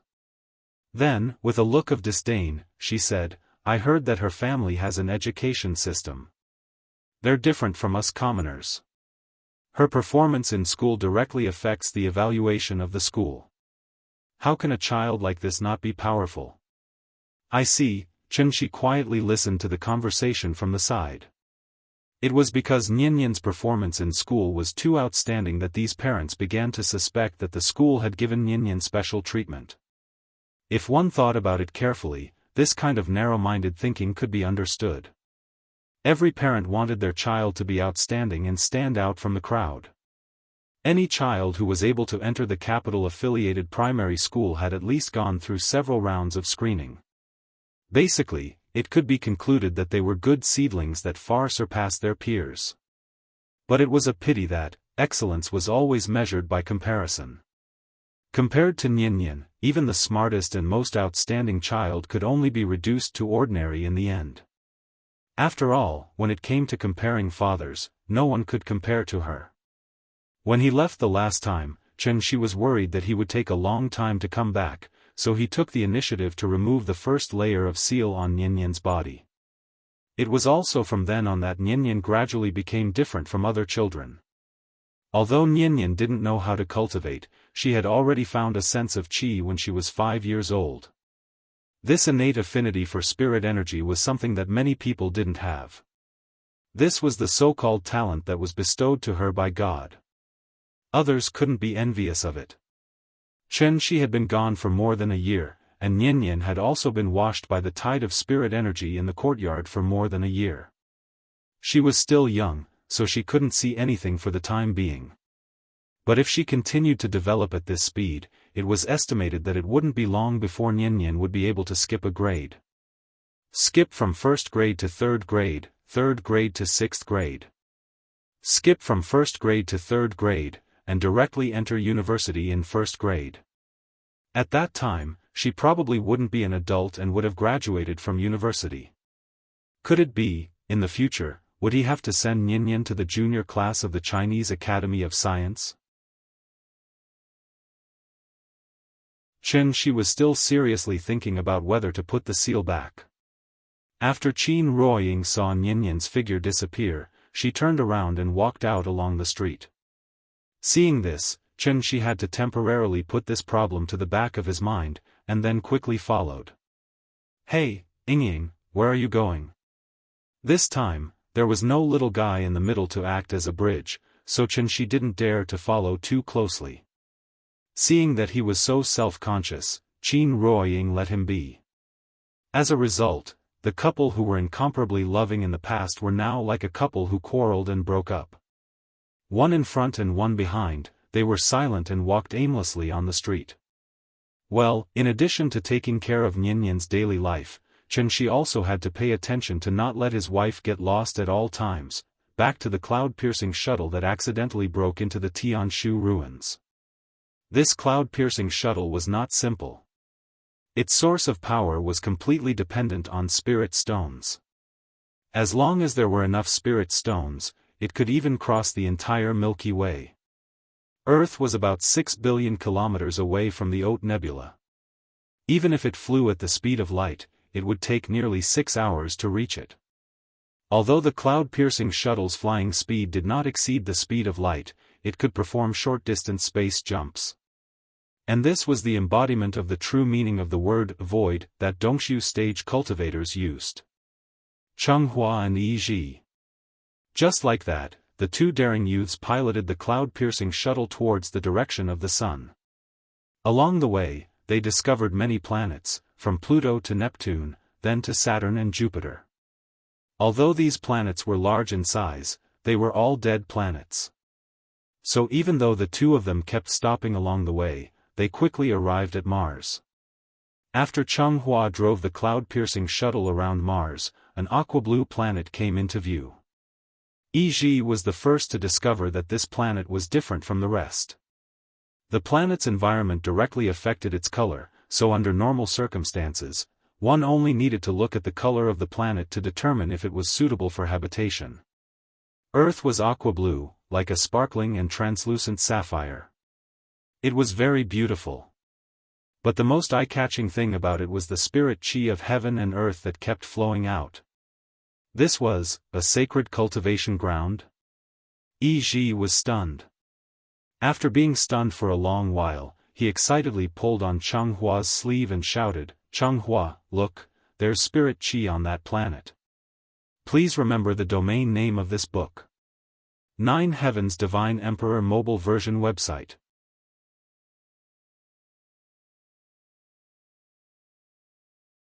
Chapter 455. Not every planet could nurture life, and not every planet could produce heaven and earth spirit chi. Therefore, planets like Earth that could nurture life and produce heaven and earth spirit chi at the same time were usually extremely rare. Cultivators would call such an existence a holy land for cultivation. The important thing to mention here was, although it could be called a holy land for cultivation as long as it met the above two conditions, the holy land for cultivation did not necessarily refer to a single planet. Even if it was just a void crack in the universe, or a continent formed after a planet shattered, as long as it could nurture life and produce heaven and earth spirit chi at the same time, it could be called a holy land for cultivation. Because of the effect of gravity, all the planets in the universe were spherical. It was impossible for there to be a situation where the sky was round and the earth was round like in ancient myths. If there was, then this holy land for cultivation would definitely not be a celestial body that existed naturally, but something forcefully created by a high-level cultivator with supreme magic power. For example, a strange existence like a great world.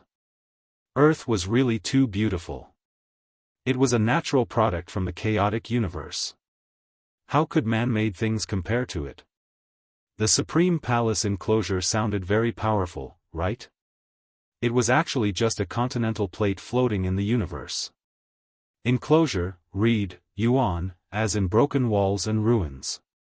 Chenghua and Yi Ji had grown up in the Supreme Palace enclosure.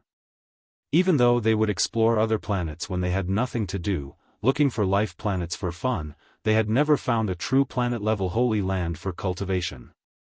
The universe was really too big. If the Supreme Palace enclosure was a grape, then Earth, which was much bigger than it, was an apple. A bright red apple. Therefore, the two youths were like Columbus who had discovered a new continent. They were so excited that they could not control themselves. The Dubhe Ruins. It really was the Dubhe Ruins. Since it could be called a ruin, then the cultivation heritage on this planet had probably been cut off a long time ago. And didn't this mean that they could create their own heritage here and take the Dubhe Ruins for themselves? Let's go and take a look. After hearing Yi Ji's words, Chenghua carefully sized up the planet. After he confirmed that there were no defensive formations on it, Chenghua could no longer contain his excitement.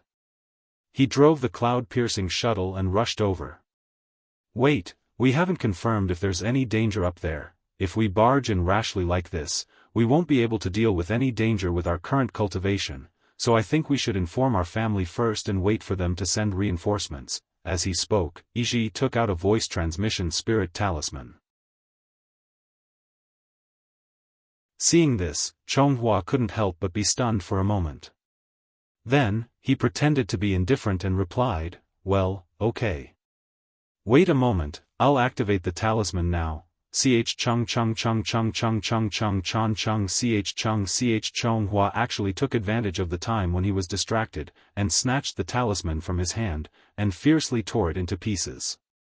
Chung chs chung ch. Chenghua's actions angered Yi Ji. Just as he was about to teach Chonghua a lesson, Chonghua completely ignored him. Instead, he directly made the cloud-piercing shuttle perform a space leap.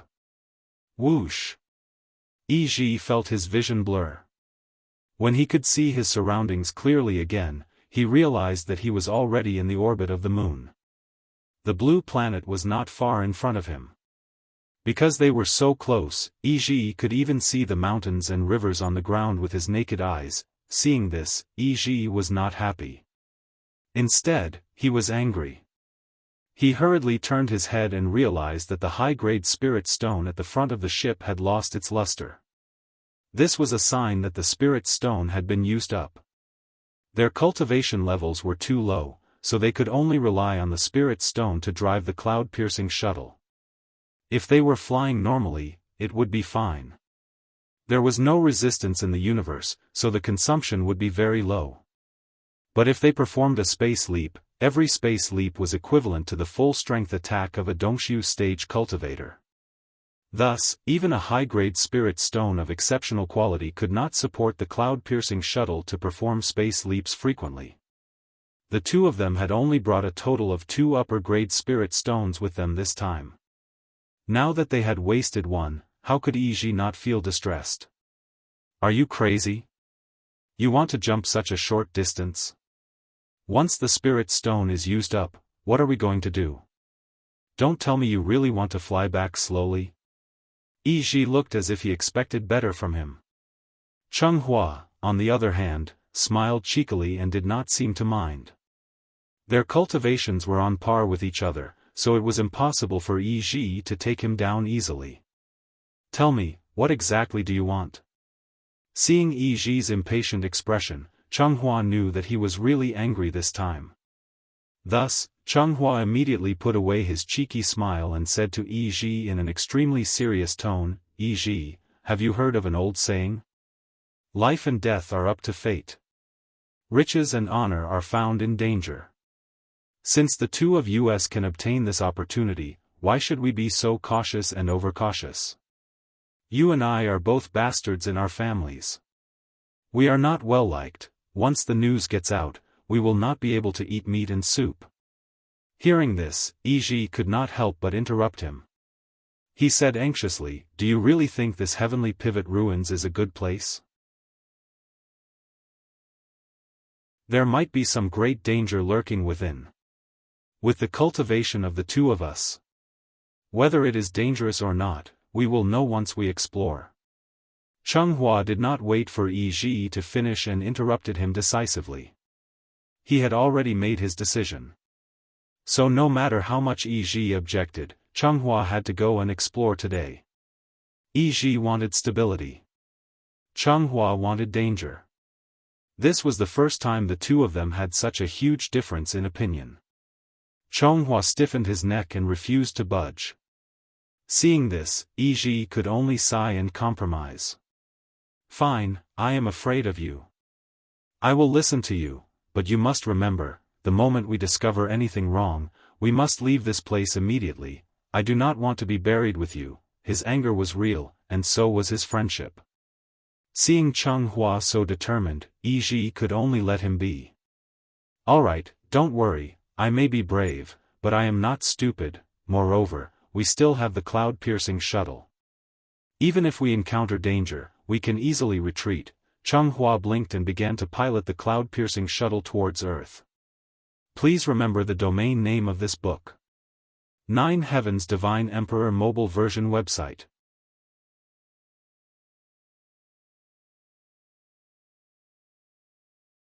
Chapter 456. Which places on Earth had the densest spiritual energy? If one were to look abroad, then Europe's Vatican, the Middle East's Jerusalem, Spain's Santiago, India's Loi Garden, and Nepal's Kathmandu were all places with extremely abundant spiritual energy. As the saying goes, rain and dew are all touched. Earth was so big, so naturally, it was impossible for all the spiritual energy to be concentrated in Wuxia. Therefore, under the constant baptism of the spiritual energy of heaven and earth, many legacies similar to cultivators appeared abroad, such as the onmyojis and ninjas of Japan, the knights, sorcerers, and vampires of Europe, the pharaohs and mummies of Egypt, as well as the black magic and voodoo of South Asia. These legacies seemed to be varied, but in essence, they were not much different from the legacies of the orthodox cultivators. And this seemed to coincide with the old saying, the great Tao flowed like mercury, and every grain was round. However, perhaps it was because they had only appeared for a short time, so most of the cultivation legacies abroad had not formed a complete system. If they were compared to primitive people who had just entered the Stone Age, then the cultivation legacy represented by Xianxia was obviously a high-level cosmic civilization that could freely travel the stars. The difference between the two was no less than the difference between heaven and earth. It was precisely because of this that Xianxia guessed that the ancient cultivators represented by the Taiqing divine ancestor might have come to earth from a cultivation holy land. Otherwise, how could one explain the existence of Tiandu? The recovery of spiritual energy was a very long process. Just like when it was exhausted, the whole process might last 10 years, 100 years, or even 1,000 years. However, even if the spiritual energy of heaven and earth on earth had not reached its peak, just based on the current situation, earth was already very suitable for cultivators to live and reproduce here. In the eyes of Cheng Hua and Yi Ji, earth was like a new continent that had not been discovered by Columbus. The environment here was good and resources were abundant. The only bad thing was, it was probably the indigenous people who had a population of 7 billion. There were indeed too many people. Moreover, most of them had poor aptitudes and were not worth absorbing. Even if they captured these people and brought them back to do hard labor, Cheng Hua would feel that it was a waste of food. The two of them quietly landed on Earth on the cloud-piercing shuttle.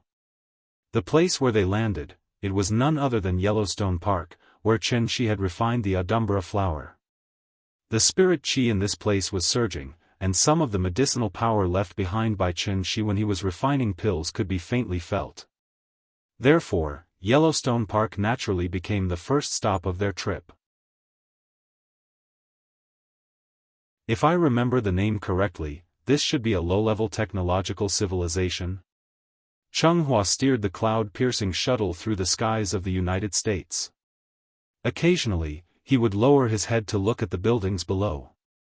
Naturally, the buildings on Earth were extremely strange to the two of them. Although Cheng Hua was young, he could be considered to be experienced and knowledgeable. Therefore, he recognized at a glance that Earth's development was a little off track. The once glorious Tianshu ruins, how could they have been reduced to a mediocre technological civilization? One had to know that technological civilizations were usually born on planets without spiritual energy. The Tianshu ruins clearly had the spiritual energy of heaven and earth, so why did the development of Earth's civilization deviate? In this regard, although Cheng Hua was somewhat puzzled, he was more pleasantly surprised in his heart. Along the way, he did not detect any signs of true origin fluctuations on anyone, so he could basically be sure that this was a cultivation holy land without any immortal cultivator's inheritance. And what did this mean? It meant that even if he was only at the golden core stage, he could do whatever he wanted here without any fear. When he thought of this, Cheng Hua was suddenly very excited. He could not help but want to remove his aura concealment technique and directly descend on Earth as if he was the king of the world. Seeing this, Yi Ji was still able to remain sober for the time being. Don't get excited, let's find out the truth first. Even if it's a low-level technological civilization, there should be some kind of weapon that can threaten us. The two of us are new here, so it's better not to be too ostentatious. After all, to these natives, we're guests from the boundless starry sky. Yi Ji seemed to be advising Cheng Hua to be careful. In reality, even he could not help but feel a little arrogant at this moment. After all, the two of them were only teenagers. If they were not arrogant when they were young, why would they enter the world? Of course, being arrogant was one thing, but for the sake of caution, Iji still suggested that they capture one of the natives to understand the situation. Okay, we'll do as you say. I'll go capture one of them and ask about the situation. After saying that, without waiting for Iji to reply, Changhua could no longer suppress the excitement in his heart. He actually jumped out of the cloud-piercing shuttle just like that. One had to know that the two of them were now in a small town not far from Yellowstone Park. This was a tourist town. There were not many residents, only about 1,000 or so. After Changhua jumped out of the cloud-piercing shuttle, he flew straight to the market in the center of the town like Superman. He did not hide his figure anymore. Instead, he deliberately grabbed an unlucky young man in front of everyone in the market. This young man was bound by his true origin. Instantly, he was like a doll in a claw machine, lifted into the air by an invisible hand. Who is the person in charge here? Tell him to come out and see me. At this moment, the two of them were very much like bandits going down the mountain to rob someone. The target of the robbery was naturally the mansion of a big family on Earth. Iji's idea was to first disguise as a servant and infiltrate the mansion. After finding out the situation, he would then take over the mansion in one fell swoop. However, Changhua could not be bothered to do such a thing. When the bandits came to rob, the owner was not at home. Could it be that the bandits would obediently wait for the owner to come back? The most straightforward method was to openly go to the door like Changhua did. Not only could he immediately find out the strength of the mansion's defenses, but he could also force the owner of the mansion to appear immediately. Wouldn't that be the fastest way to go? Chenghua's attitude was not very friendly. Coupled with his shocking appearance, it instantly scared the people in the market. The people of the United States had always been obsessed with filming superhero blockbusters. But Changhua right now? Wasn't he very much like the villains that often appeared in movies? The unlucky young man was scared witless by Changhua on the spot. He talked a lot, but Changhua didn't understand what he was talking about. In this regard, Changhua was not in a hurry. He directly took out a spiritual talisman from his pocket and slapped it between the young man's eyebrows. The function of this spiritual talisman was very simple, and that was to translate. It did not translate the young man's words word by word. Instead, it copied the young man's words with one's spirit. Almost instantly, Changhua could learn the language used by the young man.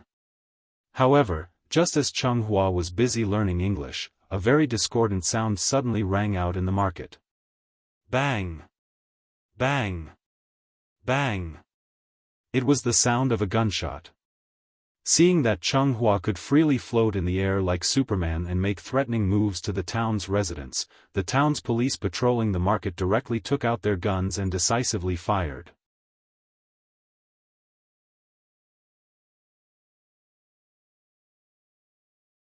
Chapter 457. This scene was really similar to the movie Superman, Man of Steel. But whether it was in the movie or in reality, when the United States police encountered a similar incident, they would definitely do the same decisively, take out a gun and shoot. It couldn't be helped. Who asked the people abroad to live in the abyss of suffering all year round? The police's actions were understandable, but when all this fell into Chenghua's eyes, his reaction was much more intense than the villain in the movie. You want to die? A mere 5.56mm bullet naturally could not penetrate Chenghua's protective aura. But, this provocative action also successfully provoked Chenghua's anger. He was the pride of the Supreme Palace enclosure. How could he tolerate this group of lowly ants wantonly provoking him? So, without any hesitation, Changhua directly formed a sword with the fingers of his left hand and pointed at the unlucky United States police below. Then, a small metal sword about 3 inches long suddenly shot out from Chenghua's sleeve. The small metal sword was extremely fast. The townsfolk next to them only saw a flash of white light in the air. When they turned their heads to look at the police, they saw that there was a 2-finger-wide wound between his eyebrows, and blood kept gushing out from it. The police fell to the ground. The townsfolk were suddenly in a mess. And just as everyone screamed and fled back to their houses, a burst of urgent sirens suddenly sounded on the street not far away. It must be mentioned here that the United States was not only the country with the highest crime rate in the world, but also the country with the fastest police speed in the world. Therefore, just as Cheng Hua killed a police officer, the town police station had already received the news and organized a large group of people to rush here. Cheng Hua naturally heard the movement in the distance, but he had no intention of hiding. Instead, he just floated over the market and threw the young man he caught before to the ground. One had to know that Cheng Hua was now flying in the sky, about 4 or 5 stories above the ground. Therefore, when the young man fell to the ground, he immediately let out a heart-wrenching scream. However, Cheng Hua didn't seem to hear it. Instead, he was still looking at the various objects and decorations in the market with interest. Such an act of disregard for life was indeed in line with the old saying, "Those who are not of my race are bound to have a different heart." Just a low-level technological civilization. In Cheng Hua's opinion, these people were actually more like ants walking upright, so how could he possibly feel guilty for trampling a few ants to death? Cheng Hua was deliberately looking for trouble today. The bigger the commotion, the more they could use it to find out the details of the Tianshu ruins. This action seemed a little reckless, but in fact, it was the most direct and effective method.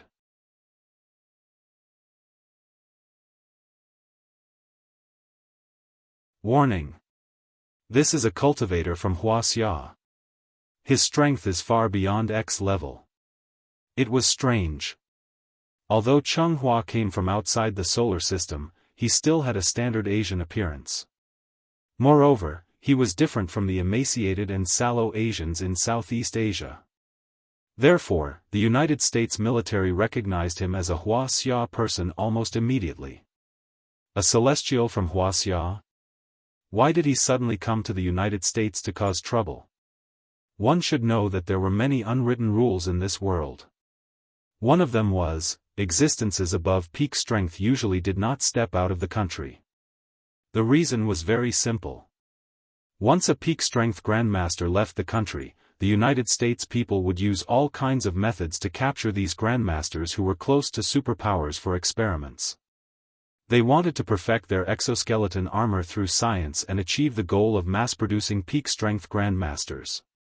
Japan was the little brother of the United States people.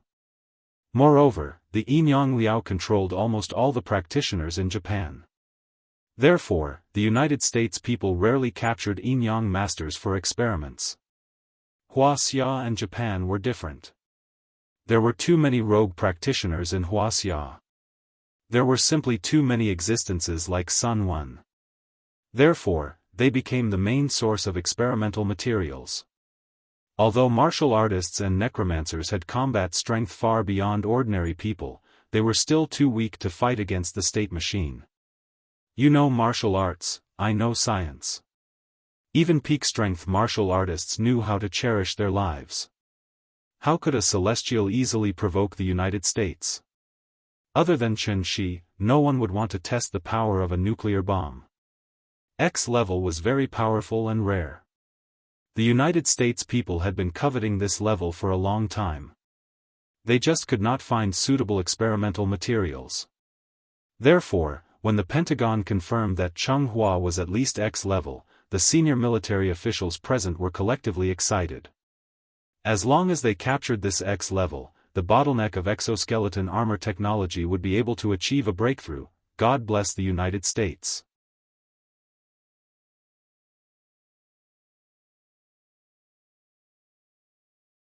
Chapter 458. Ever since the end of the Second War of Independence, the United States had never been baptized by the flames of war. It could not be helped. After all, the United States was the only superpower in the world today. Their tyrannical military strength gave the United States great confidence. Therefore, they had always been the ones to behave atrociously in other people's territory. Now, how could they tolerate others to behave atrociously in their territory? Therefore, the moment the Special Operations Team was destroyed, the Department of Homeland Security and the National Guard had already organized and sent a large group of people to the front line. The American army needed to gather, but Cheng Hua did not need to. While he was waiting for the other party's reinforcements to arrive, Cheng Hua was so bored that he started to wander around the town's market. About 20 minutes later, the first batch of National Guard arrived at the scene. The American army first alienated the local townspeople through the broadcast. Then, they started to persuade Cheng Hua to surrender. At this time, Cheng Hua could already understand English. However, he ignored all these words and did not take them to heart at all. It was just a low-level technological civilization. Could they really hurt him? Cheng Hua had already seen the power of the 5.56mm bullet. This kind of attack that was like scratching an itch also caused Cheng Hua's judgment of the threat of the Tianshu ruins to drop by several levels. Therefore, Cheng Hua could not help but feel a little arrogant. He even hoped that the other party could give him a little surprise. However, he did not expect that this surprise would come so quickly. Cheng Hua had greatly underestimated the lethality of a technological civilization. Therefore, he did not prepare any defense at all. After waiting for the townspeople to evacuate and there was no response after 3 rounds of shouting, the American army officially launched an attack on Cheng Hua. Swoosh! Following a loud and ear-piercing sonic boom, an anti-tank missile hit the shop Cheng Hua was in. The surrounding shops also instantly turned into a sea of fire in this explosion. The bullet could not penetrate Cheng Hua's protective chi, but the anti-tank missile was different. In his carelessness, Cheng Hua was sent flying by the anti-tank missile. If it weren't for the fact that he still had a defensive magic treasure on him, he was afraid that he would have suffered heavy injuries on the spot because of this. The dust raised by the collapse of the house made Cheng Hua look a little dusty. After a brief moment of shock, Cheng Hua was completely enraged. How infuriating! This was the first time Cheng Hua had been so angry. On one hand, it was because he had almost been injured by the missile. On the other hand, it was because Yi Ji was lying on the cloud-piercing shuttle and laughing at him. Cheng Hua could not tolerate losing face in front of Yi Ji, so he immediately flew out from the ruins of the shop. Then, he suddenly pulled out a 3-foot-long sword box from his sleeve and threw it into the air. Speaking of which, it was strange. After this sword box was thrown into the air by Cheng Hua, it actually floated quietly in the air. When the battle command saw that Cheng Hua flew into the air again as if nothing had happened, they decisively ordered the soldiers to launch another attack. This time, the American army was not trying to test the waters, so they launched a round of artillery fire. In an instant, countless poisonous stingers, battle axes, bumblebees, and other sophisticated missiles that were made with a lot of money were crazily thrown at the town where Cheng Hua was. Seeing this, Cheng Hua had a murderous look in his eyes. He could not help but grit his teeth and shouted coldly, "You're asking for death."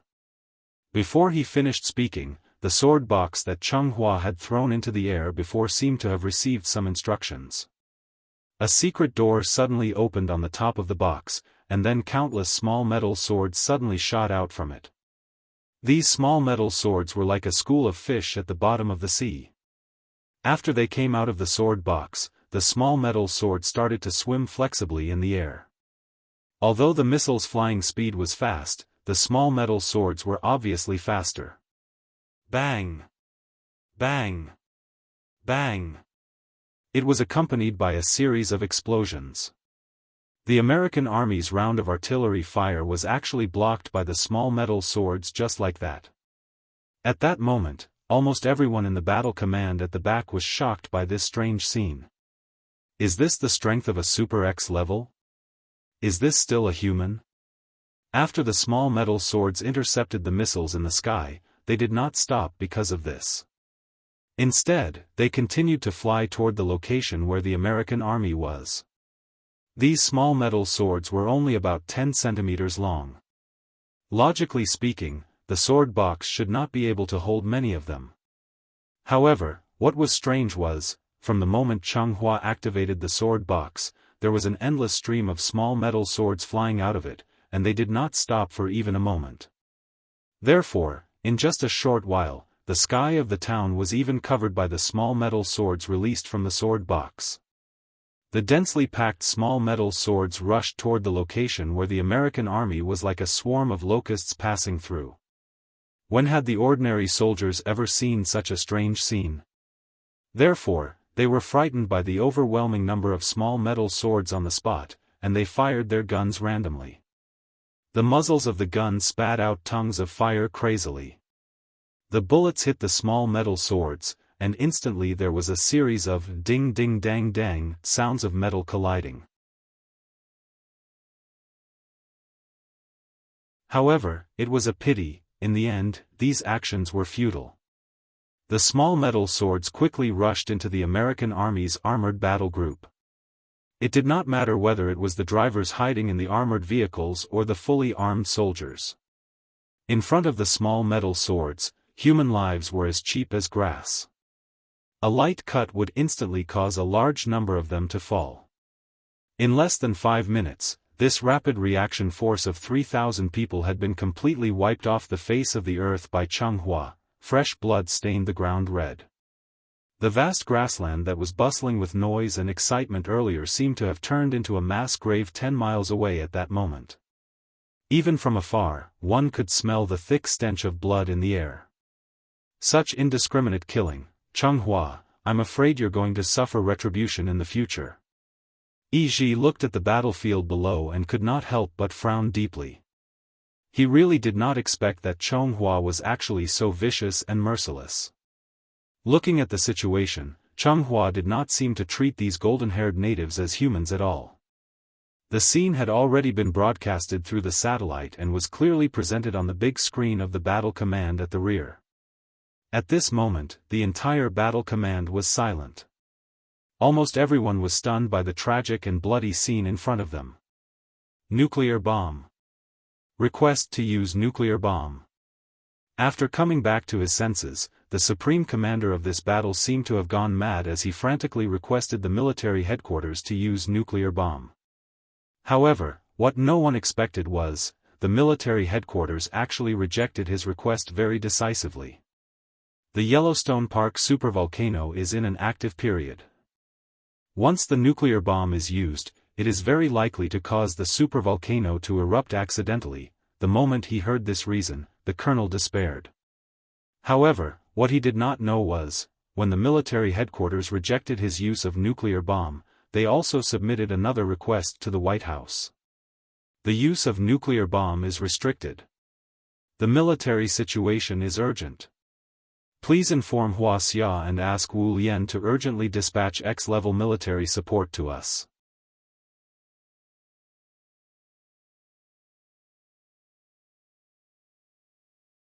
Chapter 459.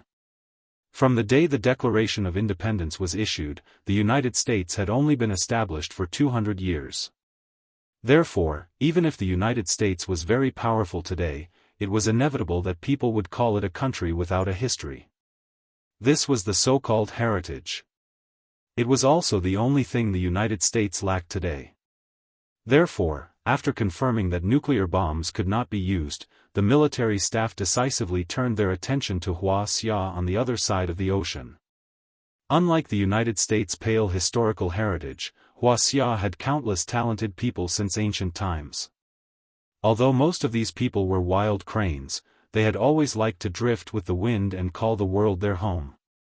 But this was not a big problem, because the international Wu Lian had been established.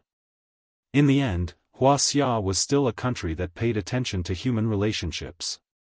Even if they were wild cranes, they still had to have their own home, right? Just like when Wang Chunjiu found out that Chen Shi was a cultivator, she would always invite Chen Shi to join for various reasons. This was a very good virtuous cycle. With the support of the country as the foundation, the power of the country gathered the scattered heritages of the people together, and at the same time, these talented people had the opportunity to interact with each other. Just like universities, as long as there were the best teachers in the world, it would naturally attract more and more cultivators to voluntarily join. Therefore, from the moment the Wu Lian was born, its strength continued to grow, and now it had already become the most powerful cultivator organization in the world. Wuxia called them cultivators, while the United States called them superpowered people. The United States lacked the corresponding heritage, so naturally, they could not establish a superpowered organization like the Wu Lian. And this was the fundamental reason why the United States vigorously developed exoskeleton armor in recent years. The individual ability of a cultivator was extremely outstanding. Even if it was a single person, it might not be a problem for them to fight against a platoon, a regiment, or even a brigade, but what if they had to fight against an entire country? It should be known that the annual military expenditure of the United States was as high as $700 billion, which was equivalent to half of the total military expenditure of all countries in the world. If the United States were really forced into a corner and threw missiles like scattering flowers, how many could Cheng Hua successfully intercept? 1,000? 10,000? Or 100,000? The true essence in his body was limited. Once the true essence in his body was exhausted, what would Cheng Hua use to resist the continuous bombardment of the army? Of course, the premise was that Cheng Hua wouldn't escape on the cloud-piercing shuttle. Therefore, the United States was not considering whether or not they could take down Cheng Hua. Instead, they were considering the price they would have to pay to take down Cheng Hua. If he really wanted to take Cheng Hua by force, let's not talk about whether he could successfully take him down.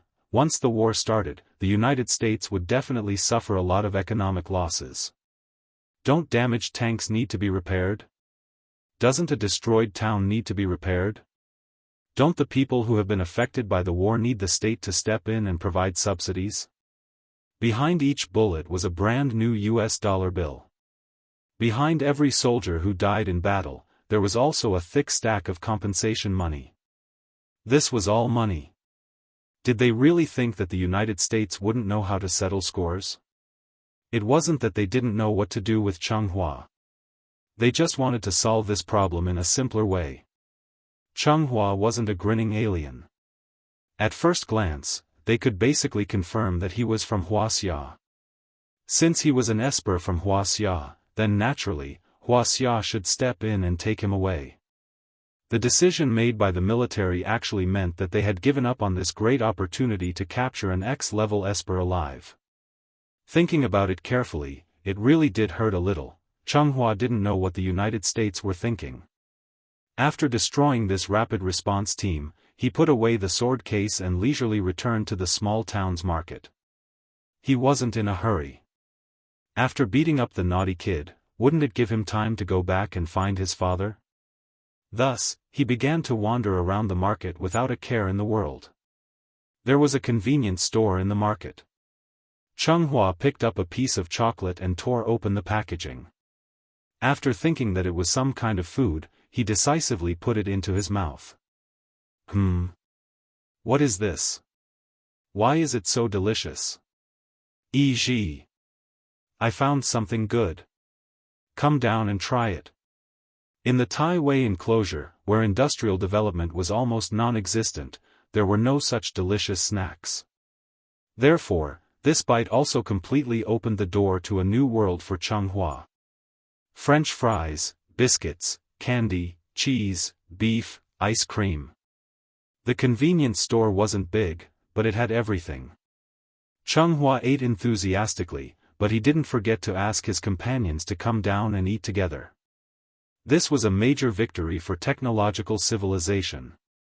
Even if it was a treasure of heaven and earth, it couldn't compare to the small piece of chocolate in Cheng Hua's hand.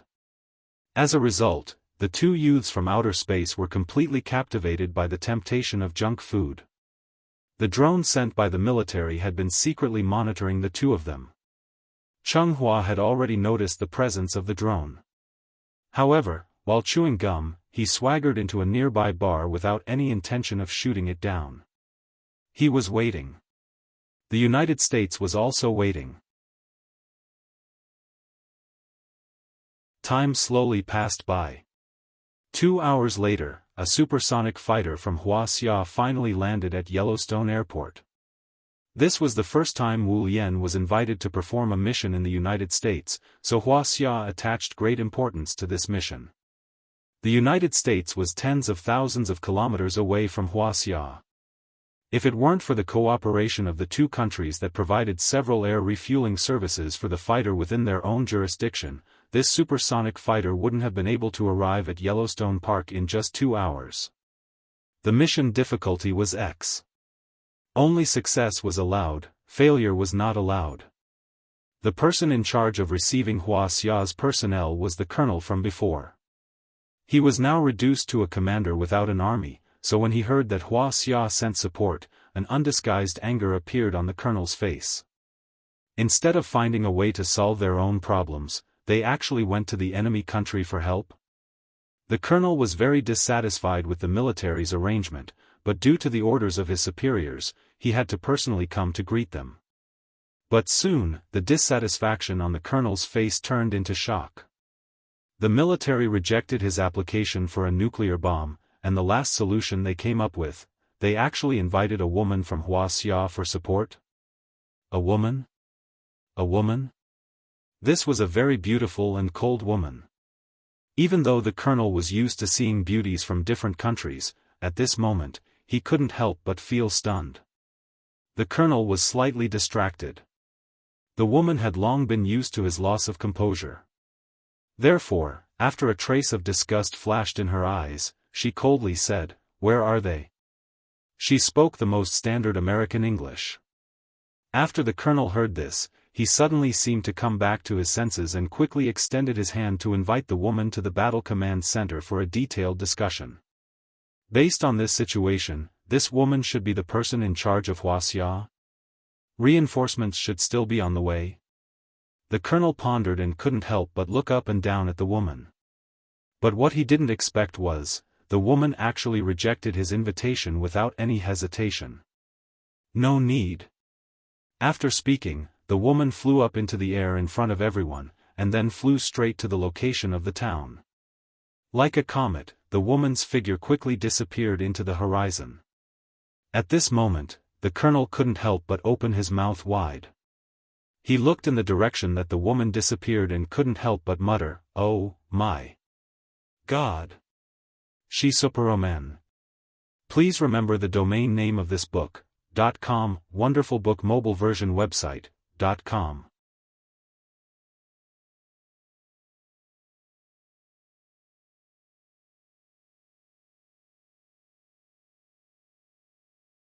He couldn't help but grin, and then greeted her in the broken English he had just learned, "Hello?" Hearing this, Qin Shueqing didn't immediately reply. Instead, she frowned slightly. Perhaps it was because she had lived in the same courtyard as Chen Shi for a long time, but Qin Shueqing's perception of true essence was slightly better than other cultivators of the same level. Although this young man in front of her was young, his true essence fluctuations were definitely something that only X-level cultivators could have. X-level, which was the level above the celestial being level. At the same time, it was also known as Golden Core level. Yi followed Cheng Hua out of the bar. At this moment, a trace of seriousness appeared on Qin Wanqing's face. Two people? There was clearly something wrong with the information provided by the United States. Yi had always been cautious. Even after leaving the cloud-piercing shuttle, he didn't remove the aura concealment technique on his body. Thus, the drone didn't discover his existence at all. Although Qin Shueqing had a strong personality, she wasn't a reckless person. The two young men in front of her had a similar level of cultivation as her. If she had known that this would happen, she would have brought more people with her. However, it was too late to say anything now. The enemy was right in front of her. Running away before the battle was not Qin Shueqing's style. Thus, after hesitating for a moment, she asked coldly, "Where are the two of you from? Who are you from? Why are you causing trouble here today?" Qin Shueqing thought that the two of them were the disciples of some hidden expert. Thus, she didn't hold back. The moment she stepped forward, she acted as if she was going to interrogate them for their crimes. Seeing this, Changhua didn't immediately reply. Instead, he secretly used his divine consciousness to discuss with Yi Ji. This woman's cultivation level seems to be about the same as ours. If that's the case, the inheritance of the Tian Shu ruins shouldn't have been lost. The two of them silently discussed. Qin Shueqing's appearance also successfully stopped the two of them from continuing to act presumptuously. Since the Tian Shu ruins still had the inheritance of immortal cultivators, they urgently needed to confirm a question. That was, what exactly was the cultivation level of this woman in front of them considered in the Tian Shu ruins? If she was just a small fry, then there must be a very powerful sect behind her. Under such circumstances, the two of them could only give up the opportunity to get the first prize and return to the Supreme Palace enclosure to seek help. However, if the cultivation level of this woman in front of them was considered to be one of the best in the Tian Shu ruins, didn't that mean that the Tian Shu ruins were already in their pockets? The two of them had the cloud-piercing shuttle in their hands.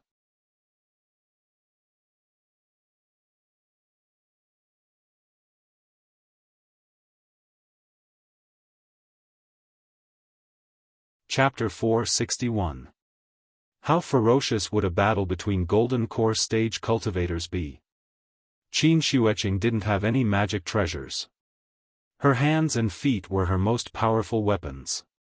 Although Qin Shi had taught her some pretty good techniques, Qin Shueqing didn't have any intention of learning more about them.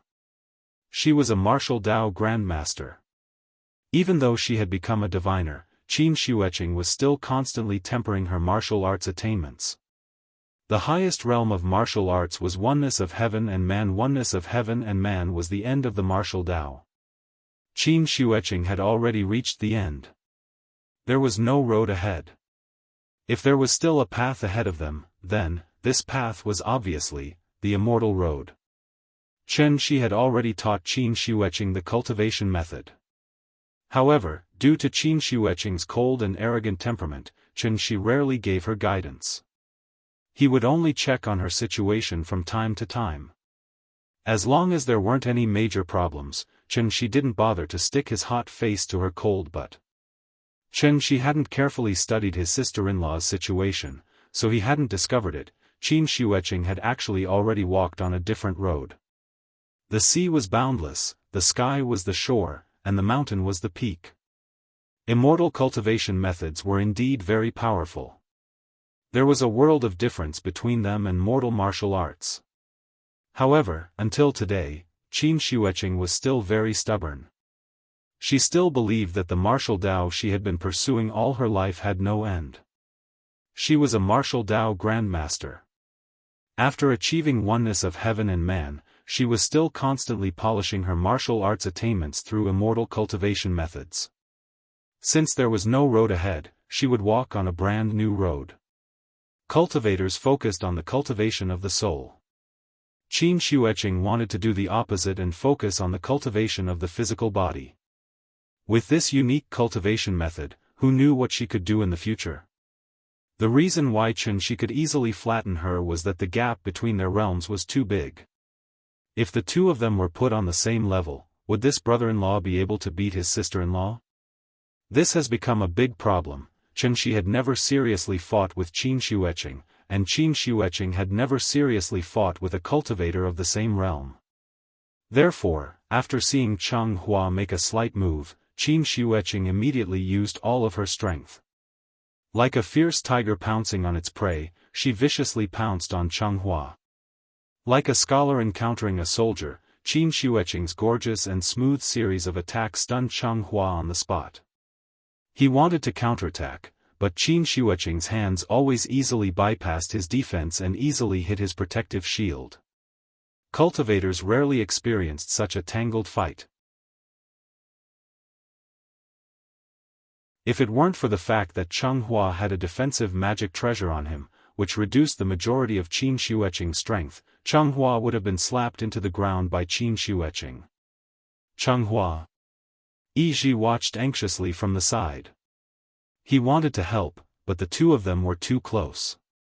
He was afraid that he would accidentally hurt his companion, so Yi didn't dare to rashly make a move.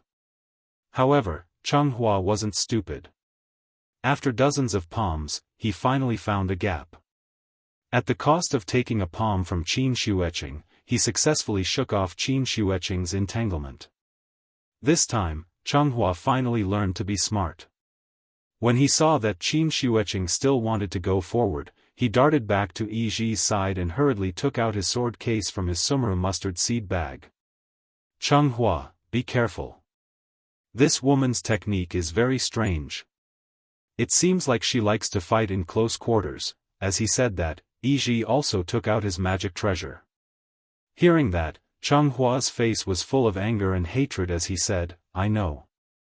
I almost fell into her trap just now. Don't interfere first. Let me deal with her. Changhua's magic treasure was the sword case in his hand. The case was 3 feet long and yellow all over. The tail was inlaid with a group of charred black ornaments, so it was called Phoenix Perch Scorched Tail. It was a 9th grade spirit treasure and was really rare. Once the Phoenix Perch Scorched Tail case was in his hand, the battle flames in Changhua's heart immediately burned fiercely. Don't look at how Qin Shueqing's palm technique made him unable to fight back at all. In reality, Changhua didn't suffer any substantial damage at all. After all, Qin Shueqing's current moves were figured out by herself. Now that she was still at the stage of deliberation, how powerful could they be? It was like a boorish man with nothing but brute strength. So even if Qin Shueqing had an extraordinary accumulation of vital essence, she still couldn't fully utilize the power of this vital essence. After a bout of fruitless fighting, Qin Shueqing clearly understood her disadvantage. Therefore, she didn't want to give Changhua any chance to catch his breath and directly rushed over again. But this time, Changhua, who was already prepared, directly threw out the sword case in his hand. Different from Qin Shi's all swords in one, the small metal swords in the Phoenix Perch Scorched Tail case were all real objects. Each of the small metal swords could freely attack under the guidance of Changhua's divine telekinesis.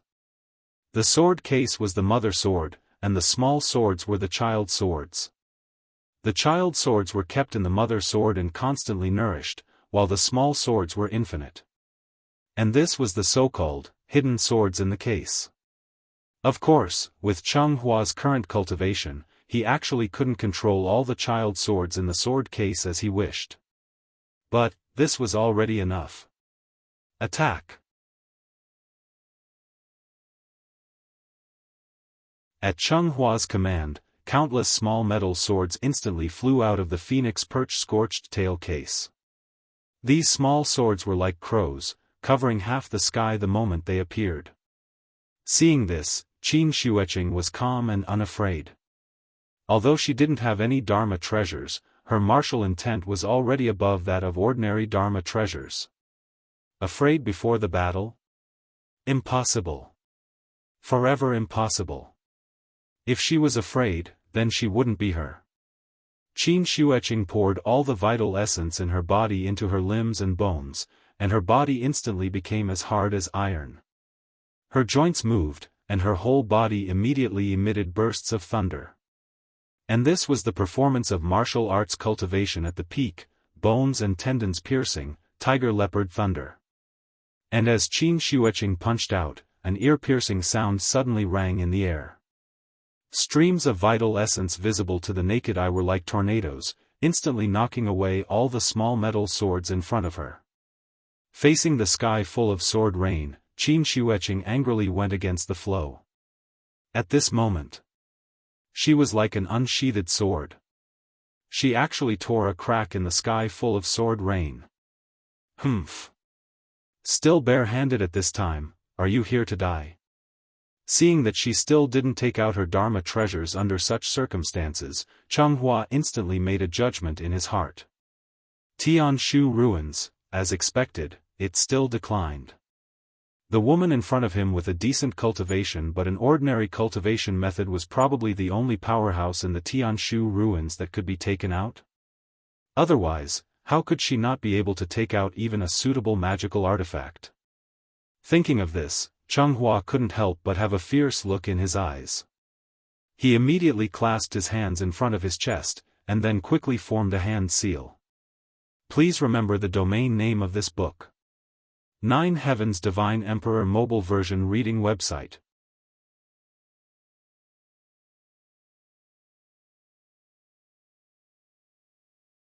Chapter 462. At that moment, thousands of small swords seemed to have turned into a huge dragon made of metal blades. Countless sharp blades shone with cold light under the sun. The densely packed small metal swords covered most of the sky. Under Chonghua's command, these small metal swords were like obedient fish. They gathered together, and the tip of the sword was pointed at Qin Wanqing, who was charging towards him at high speed. Seeing the flying swords like rain, Qin Xueqing was not afraid at all. She brazenly faced them with her bare hands. Warriors did not need weapons because their bodies were the most powerful weapons.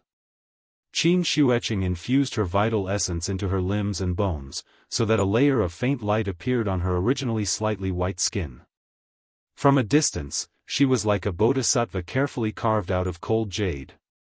It was exactly like the old saying in books, skin of ice, bones of jade, makeup of jade. Do not fear the angry eyes of the bodhisattva. Although Qin Xueqing's momentum was strong. But it was a pity that, her exploration of martial arts was still at the beginning stage. Now, with only her mortal body, how could she resist Changhua's phoenix perch scorched tail box? Countless small metal swords kept hitting Qin Xueqing's protective shield. At first, Qin Wanqing could still rely on the quintessential essence in her body to repel the small swords. However, as wave after wave of flying swords continued to attack, Qin Wanqing's protective shield couldn't help but begin to weaken. Soon, a small metal sword successfully pierced through her protective shield. Qin Xueqing could not dodge in time. This small sword immediately left a shallow wound on her face. This was just the beginning. As soon as the protective shield was broken, the small metal sword swarmed up like crazy bees. Seeing this, Qin Xueqing decisively abandoned her own defense. At the price of sacrificing the protective shield, she instantly increased her speed by a lot. Of course. The result of this was obvious. Countless small wounds suddenly appeared on Qin Xueqing's body. Changhua had been deliberately keeping a distance from Qin Xueqing. Every time Qin Xueqing took a step forward, he would decisively take a step back. Seeing Qin Xueqing suddenly accelerate, Changhua didn't react in time, and Qin Xueqing successfully closed in on him. Bitch, do you really think I'm afraid of you? Changhua was also quite experienced in facing enemies. Seeing that Qin Xueqing was too strong, he didn't panic at all. A fierce look flashed in his eyes, and then he suddenly pulled out a 3-feet-long sword from the phoenix perch scorched tail case. This was the primordial sword, and also one of the most important parts of the phoenix perch scorched tail case. Very few people knew about the existence of the primordial sword. Ever since Changhua obtained the phoenix perch scorched tail box, he had been using it as a killing move. Changhua had always been arrogant because of his talent, and his heart was higher than the sky. How could he tolerate Qin Wanqing chasing after him like a dog? Today, he was also forced into a corner by Qin Xueqing. Therefore, Changhua no longer retreated. After pulling out the primordial sword, he slashed at Qin Xueqing, who was swinging her palm at him. In the rain of swords, Qin Xueqing was about to attack. Changhua pulled out his sword to meet her. Bam! With a loud sound, the vital essence caused by the collision of the two instantly tore the small town below into ruins. Yi Ji nervously waited at the side, so he clearly saw the entire process of the two fighting. Therefore, as soon as the two separated, Yi Ji hurriedly rushed to Chenghua's side. "Changhua, are you okay?" "I'm fine."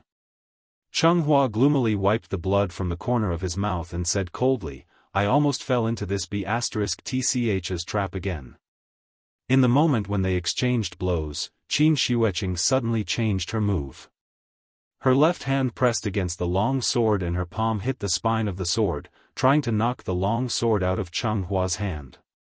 At the same time, she immediately raised her other hand and slapped Cheng Hua's chest.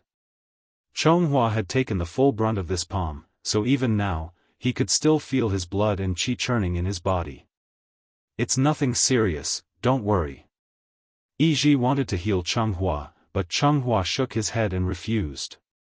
Then, he lowered his head to look at the ruins below.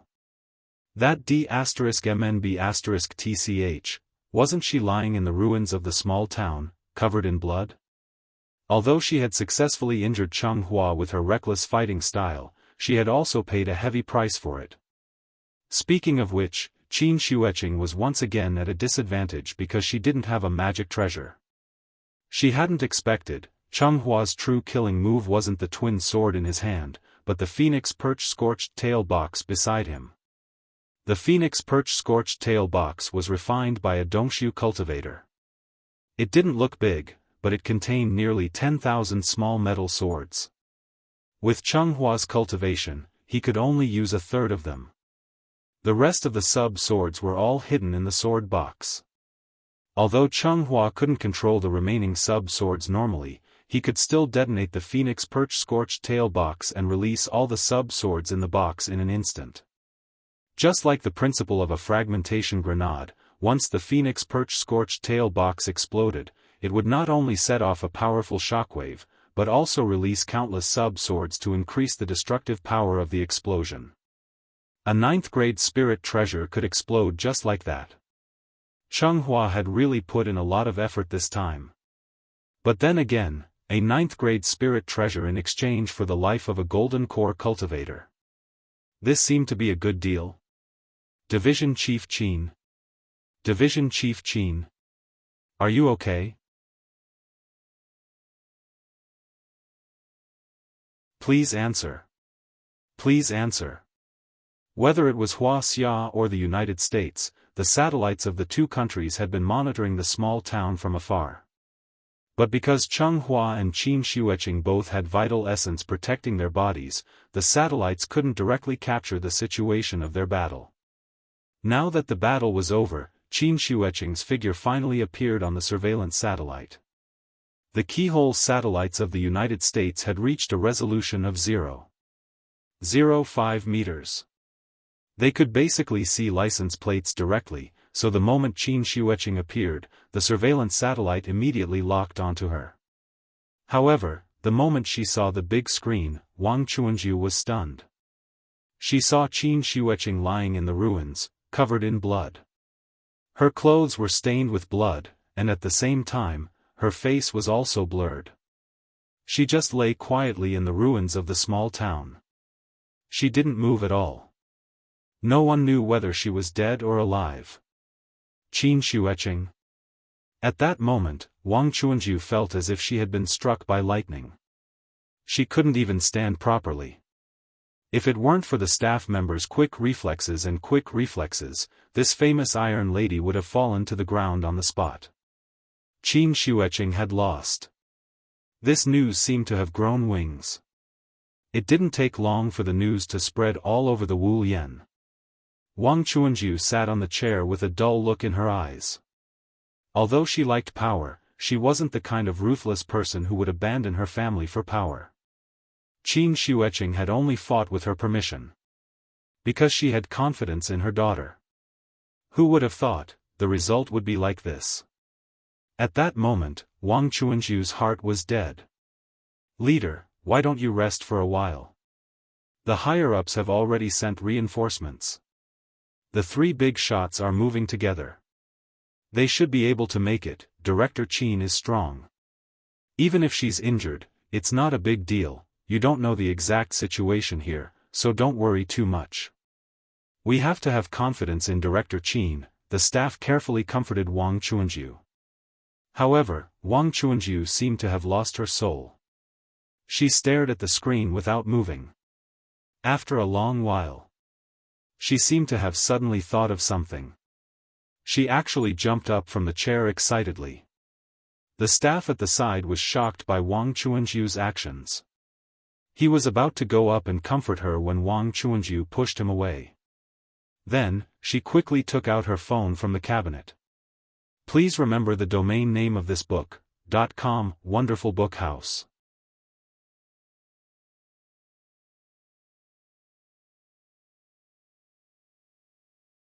Chapter 463. These few days, Chen-Shi's life was quite fulfilling. In addition to taking care of the little girl's daily life, he also had to be careful not to let his wife get lost. Speaking of which, Qin Ruoying was really like an old person with Alzheimer's. She didn't talk much. Every day, after sending the little girl to school with Chen-Shi, she would wander aimlessly on the streets.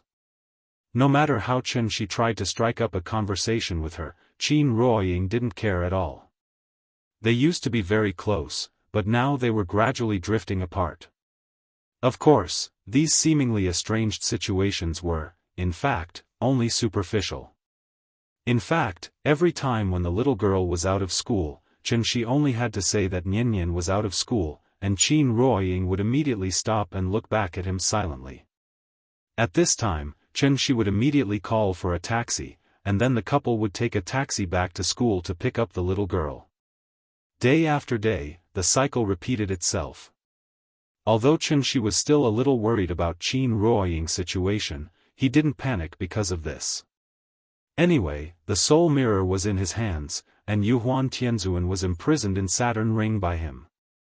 They had been separated for too long, and now that they were finally reunited, how could Chen-Shi leave so easily? In addition, the soul mirror seemed to have run out of energy recently. No matter how he tried, the soul mirror didn't respond.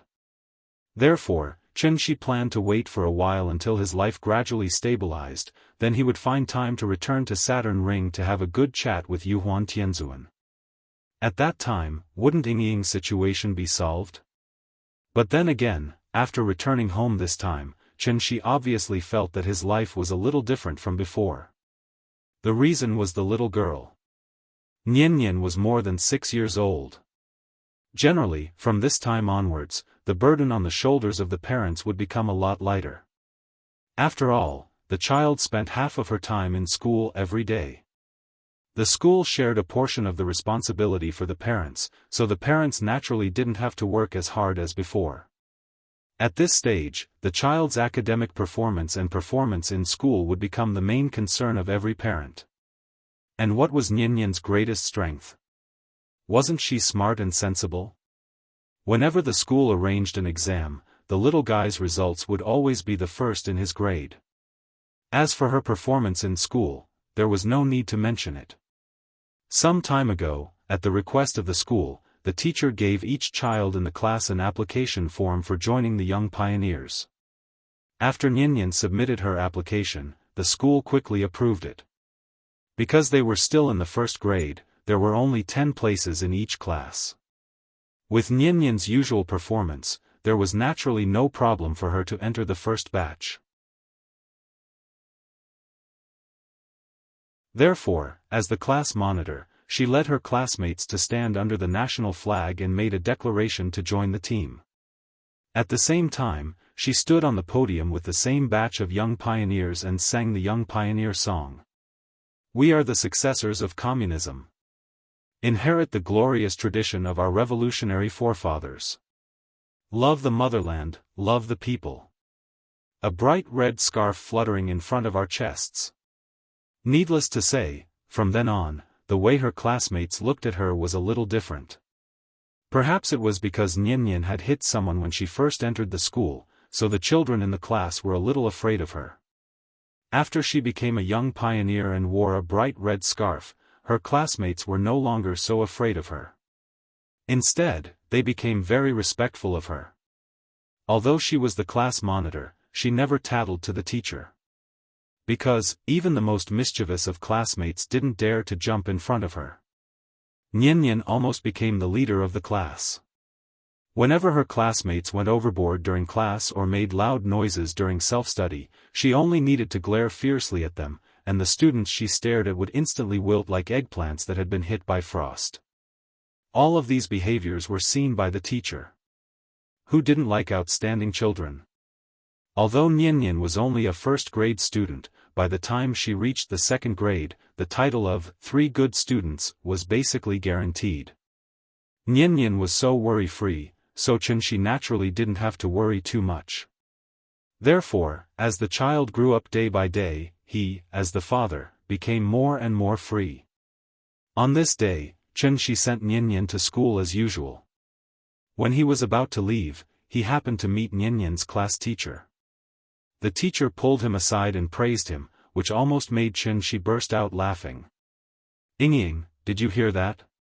Every teacher is praising our Nian. This child is really becoming more and more sensible." After parting with the teacher, Xianxia was still very proud of himself. Qin Ruoying walked quickly in front, and he bragged about his daughter's excellence behind her. There was a detail here that was worth noting. In the past, Xianxia could only hang about 10 meters behind Qin Ruoying. He didn't expect that after a few days, he would be able to stick to Qin Ruoying's 2 to 3 meters behind her. Qin Ruoying's attitude towards him didn't seem to change much, but the distance between the two was constantly closing. Therefore, he successfully climbed onto Ying's bed. This became Xianxia's main goal at the moment. In order to achieve this goal as soon as possible, Xianxia worked hard. And the little sweetness that constantly emerged in the process of this struggle was really not worth mentioning to outsiders.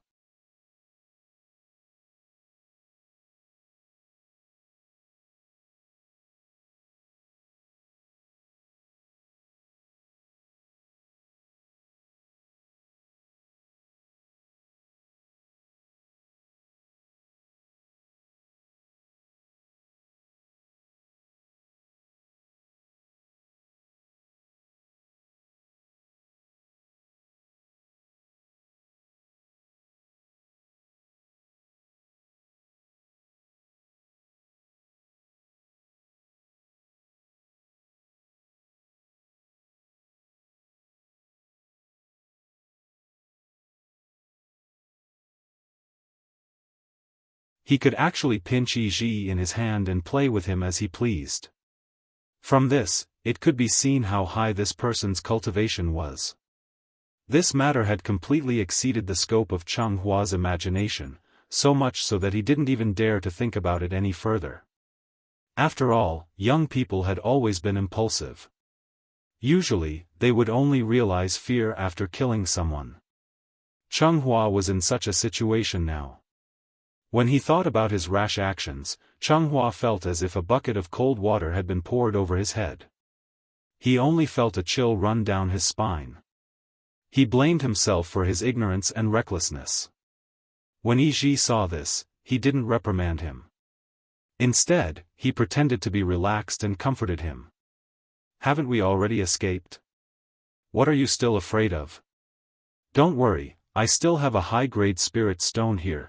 Even if that person wants to chase us, he definitely won't be able to catch up to us." As he spoke, Yi took out the high-grade spirit stone that he had kept for a long time. He raised the spirit stone, indicating that Cheng Hua didn't need to worry. However, at this moment, an extremely abrupt voice suddenly rang out from the cloud-piercing shuttle. "Is that so?" The moment he heard this voice, the smile on Yi's face froze. He turned his head stiffly. Following the direction of the voice, he saw the weird uncle, who always hit people's buttocks. At this moment, wasn't he standing proudly at the stern of the shuttle with a faint smile on his face? You what? Call me uncle." Xianxia rudely interrupted Yi's words. However, he didn't give Yi a chance to speak again. With a light wave of his sleeve, he directly pressed the two youths who were about to fight onto the deck of the shuttle. "That's enough, stop struggling. The two of you have been captured by me." Xianxia's appearance also officially announced that the two youths' escape plan had failed. Then, the cloud-piercing shuttle turned around and headed back to Earth. Unlike when they first arrived, the two youths on the shuttle were now like two roosters who had lost a fight. They lowered their heads and obediently knelt in front of Xianxia. Looking at how defeated they were now, they probably wouldn't be able to be proud in the future, Xianyuan Chenghua, Dongfang Yi, right? After a series of torture with spanking as the main punishment, Chen Shi successfully got the names of the two youths. Both of them had two surnames. One was Xianyuan, and the other was Dongfang. It sounded like it had a special charm. Okay, now that I know your names, tell me more about the Supreme Palace enclosure. Chen Shi used to be so focused on returning to Earth that he didn't notice at all. There was a place called the Supreme Palace enclosure at the edge of the solar system. Therefore, when Chen Shi heard this name from Yi Ji, his interest was instantly piqued. Supreme Palace enclosure? What kind of place was that?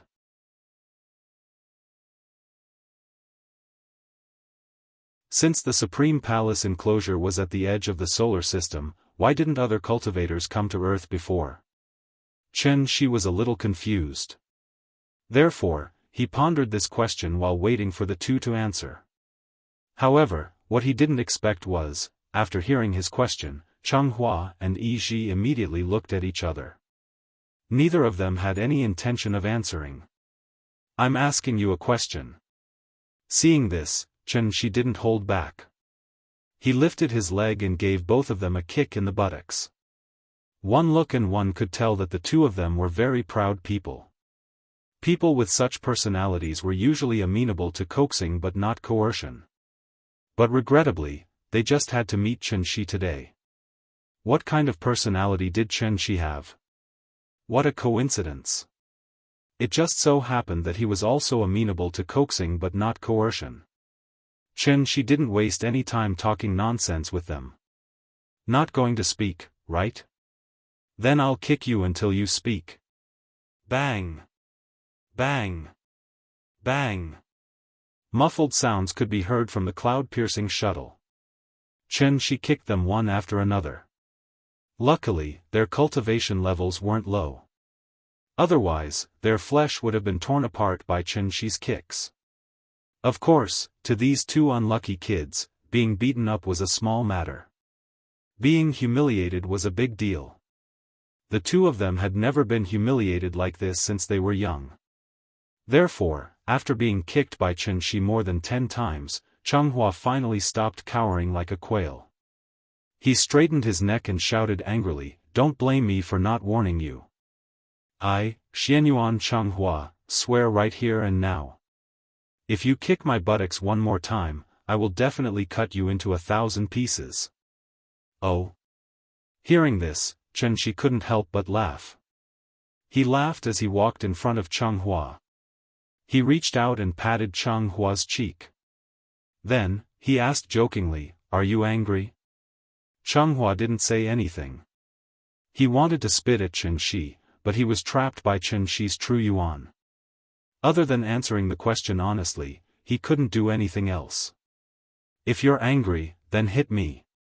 You even swore that you would cut me into 1,000 pieces, ha ha ha ha, little guy, are you a clown sent by the monkeys?" At this moment, Chen Shi no longer had the demeanor of an expert. He laughed proudly, and his words were full of ridicule and mockery. When had Chenghua ever been humiliated like this? As a result, this young man, who had always wanted to compete with the saints of the all heavens, broke down on the spot. The rims of his eyes turned red, and in front of Chen Shi and Yi Ji, tears silently fell from his eyes.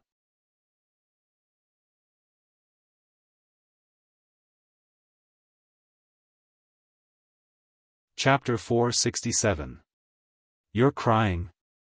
Seeing Chenghua suddenly cry, Chen Shi couldn't help but sigh in his heart. The psychological quality of young people these days was really bad. That's enough. What's a man like you crying for? Someone like you still dares to go around and do evil? It would have been better if Chen Shi hadn't said that. Now that he did, Chenghua's tears were like floodwaters that had been opened. He couldn't stop them. While Chenghua was crying like a girl, Yi Ji's eyes were darting around non-stop. He saw that Chen Shi didn't seem to have any intention of harming their lives, so he mustered up his courage and begged for mercy. "Sir, we know our mistakes, sir, please be magnanimous. Can you let us go today? I promise. We definitely won't barge into the Tianshu ruins again. Tianshu ruins? Qianxi softly repeated this name. Then, he flicked his sleeves and turned to walk to the helm of the ship. You've caused such a huge mess, and you still want to leave? I can ignore the grudges between you and the United States, but, do you know who the woman you injured is? Hearing this, Yiji's heart skipped a beat. Then, he asked anxiously, who? She's my sister-in-law. After saying that, Qianxi didn't give Yiji a chance to explain. He directly used his inner energy to lift the two of them off the cloud-piercing shuttle. The cloud-piercing shuttle had already returned to the ruins of the small town. When Qianxi had arrived, he had already helped Qin Xiuqing suppress her injuries. So, in the time it took for them to return, Qin Xiuqing had already shakily stood up from the ground. It had to be said that her sister-in-law's current appearance was quite pitiful. What she was wearing was just the most common training suit. It was neither a defensive magical equipment nor a high-tech cloth that could not be torn or broken. Therefore, after being bombarded by Changhua at such close range, Qin Xiuqing's training clothes were only left with a few rags. Blood continuously gushed out from the hideous wound. The dark red blood splattered on her snow-white skin, like plum blossoms blooming at the peak of a snowy mountain. Fortunately, the phoenix perch scorched tail box had exploded behind her, leaving her with a few pieces of cloth to cover up her embarrassment. But even so, his sister-in-law had exposed herself today. As for whether or not Qianxi had peeked at him when she came, only the heavens would know. Do you have any healing elixirs? Give it to me.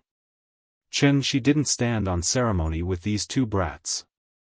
Although he told them to take it themselves, in reality, he directly took out a sumru mustard pouch from each of them. Seeing this, Yiji couldn't help but open his mouth, intending to take the initiative to take medicine for Qianxi in exchange for better treatment as a captive.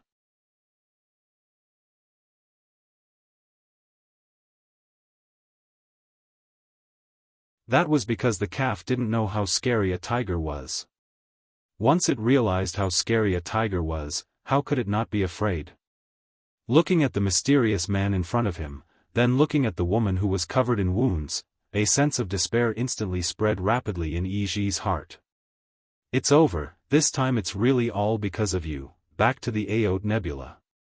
Just as Changhua and Yiji were captured by Qianxi, a gigantic Xingqia arrived at the place where the two of them had been before. Compared to Chenghua's Xingqia, the Xingqia in front of them was like a cruiser. There were many people standing on the ship. As soon as the Xingqia stopped, a man who was obviously the leader turned around and walked into the cabin. "Second madam, we're here." There was a very beautiful woman sitting in the cabin. She was about 30 or 40 years old, but she didn't look old at all. Furthermore, the unique charm of a mature woman gave her an indescribable and strange charm. The man didn't seem to dare to look at the woman. As soon as he entered the cabin, he quickly lowered his head and silently waited for the woman to speak. However, the woman didn't say anything. She got up and walked to the window. After looking through the window at the densely packed meteorites outside, she suddenly thought of something and couldn't help but ask softly, "This is the place where was last seen?" "Second madam, yes." Hearing this, the woman fell silent. After a long time, her voice slowly sounded in the cabin.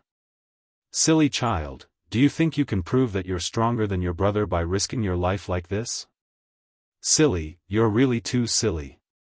After hearing the woman's muttering, the man hesitated for a moment before carefully asking in a low voice, "Second madam, why don't I send 2 men of sacrifice in to check it out?" "Go in?" The woman seemed to have heard a joke. After chuckling, she waved her hand with a tired face and then muttered in a low voice, "No need, since the Tianshu ruins is known as the Heavenly Venerable Forbidden Area, even if you send 2 Heavenly Venerables in, you'll just lose 2 lives in vain. Silly child, it's fine if you don't cherish your own life, as the head of the guards in the family, don't you understand this principle? This subordinate knows his mistake. Alright, I'm tired. Let's go back, yes. The man quickly walked out of the cabin. At this moment, the woman changed her face like a master of Sichuan opera. Her originally gentle and calm expression suddenly became extremely gloomy and fierce.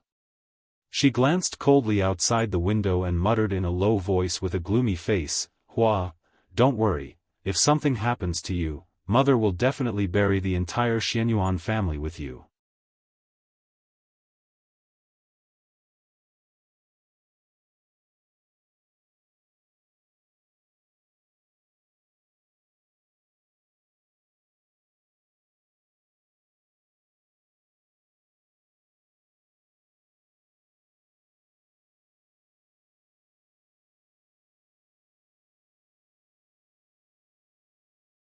Chapter 469.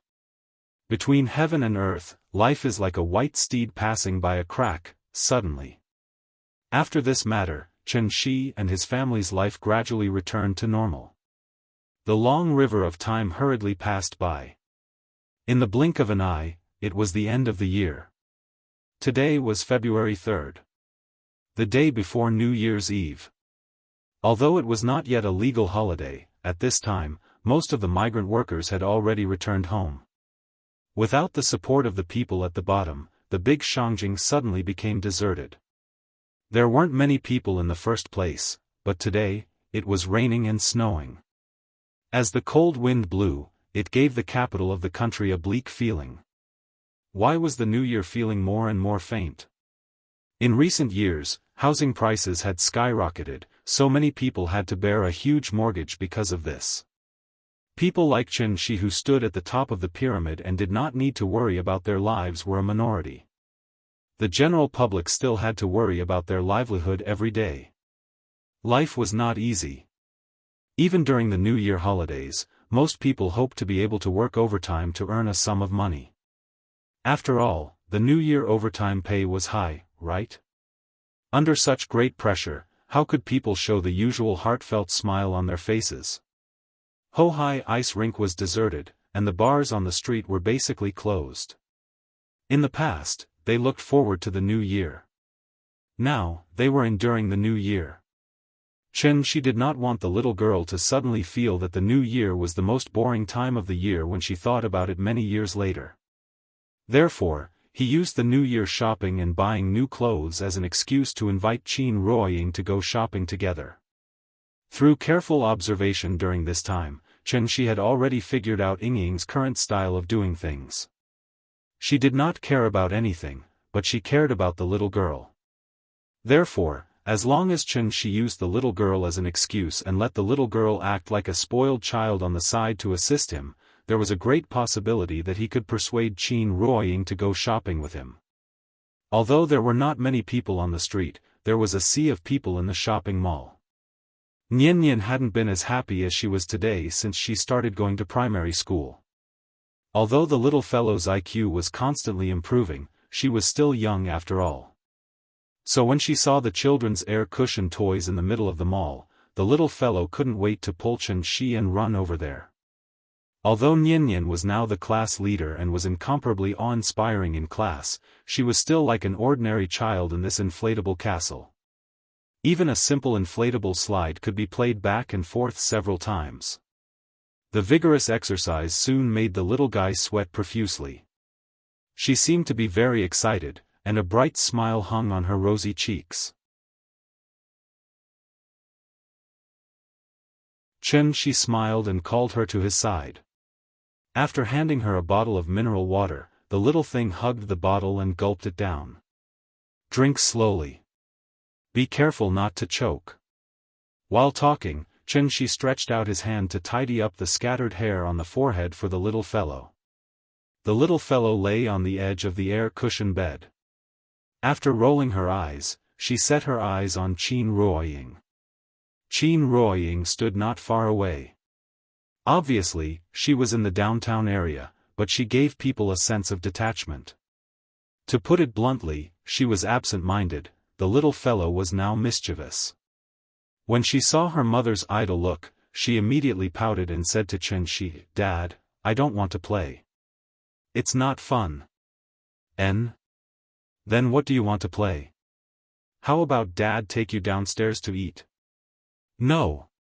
I want to watch a movie. Okay, then let's discuss it with Mom. The father and daughter looked at each other. After blinking their eyes, a knowing smile appeared on their faces at the same time. Then, Xianxia carried the little fellow out of the air-cushion bed, and then came to Qin Ruoying's side. He asked in a negotiating tone, Yingying, Nian said she wants to watch a movie. How about we take her to see it? After Xianxia's voice fell, before Qin Ruoying could reply, the little fellow had already pulled on her sleeve and began to act coquettishly. Mom, I want to watch a movie. Take me to see it, okay? Hearing this, Qin Ruoying looked down at her, and then looked up at Xianxia, as if to confirm which one of them wanted to watch a movie. Perhaps the little fellow's coquettishness worked. Qin Ruoying didn't think for long. She nodded gently and responded, let's go. Mom is so nice. The little fellow happily rubbed her head against her hand a few times. Then, she secretly turned her head and stuck out her little tongue at Xianxia. Looking at this posture, this little fellow seemed to be asking for credit from Xianxia. Xianxia took out his phone to look at the recent movies. He found that only White Snake, Origins, was suitable for a family to watch, so he decisively booked 3 tickets. Before the new year, everyone was busy going home to celebrate the new year. In addition, the New Year's movies were squeezed to be released on the first day of the new year. Therefore, in this huge theater, there were only 2 or 3 audiences sparsely seated. After Xianxia's family sat down, the little fellow held the popcorn and excitedly twisted it. The last time she watched a movie was last year during the new year, so she couldn't help but be a little excited. Fortunately, there weren't many people in the theater. Otherwise, wouldn't this little fellow disturb the other audiences? Soon, the movie began. Although the little fellow didn't quite understand the plot, the exquisite scene still left a deep impression on her. The red leaves of Snake Catcher Village were like fire, and the scenery was picturesque. Yongzhou City was brightly lit and full of colorful lights. The moment the white snake revealed its true form, the little fellow couldn't help but let out a cry of surprise. Although the story was still the same old story, after the movie ended, Xianxia didn't immediately get up and leave with his wife and daughter. Instead, he sat in his seat and silently reflected on it.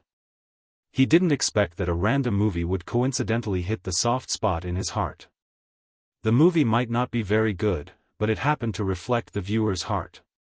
The mountains and rivers are easy to shake, this feeling is like a chisel. 1,000 years in a glance, the love of the previous life. In particular, the sentence, "Thank you, husband," at the end of the Easter egg unintentionally and deeply touched Xianxia. That's right, for real lovers. A mere 500 years, what was the big deal? No matter where he is in the world, no matter what he looks like, no matter whether he remembers me or not, I have to find him, because I remember. This sentence was what Xianxia wanted to say the most. Thinking of this, he couldn't help but turn his head to look at Qin Ruoying next to him. Wasn't the face that had haunted his dreams right in front of him right now? He didn't know why, at that moment, Xianxia suddenly reached out for Qin Ruoying's hand as if at the behest of gods and demons. It was warm and moist. Xianxia was stunned. Because he just realized, Yingying didn't want to dodge. Xianxia couldn't help but feel a little surprised, so he subconsciously squeezed her soft and boneless hand, as if he wanted to make sure that he wasn't dreaming. There was no doubt that his behavior obviously annoyed Qin Ruoying on the spot. She snorted coldly and immediately stood up from her seat. Then, she carried the confused little fellow and quickly left. Hey, Yingying, wait for me. Xianxia didn't have enough fun, and Qin Ruoying turned hostile.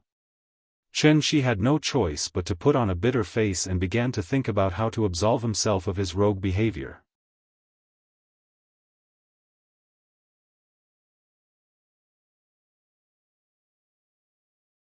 Chapter 470.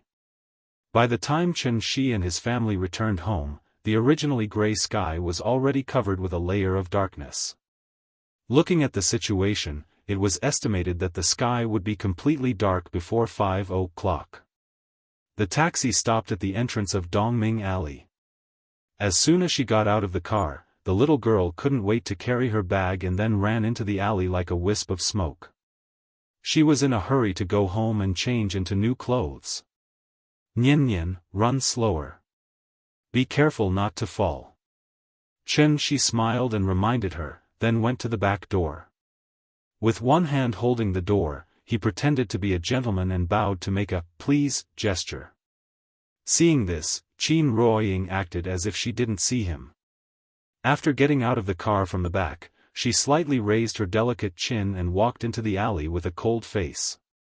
Needless to say, Ying must still be angry with him at this moment. She smiled bitterly and shook his head.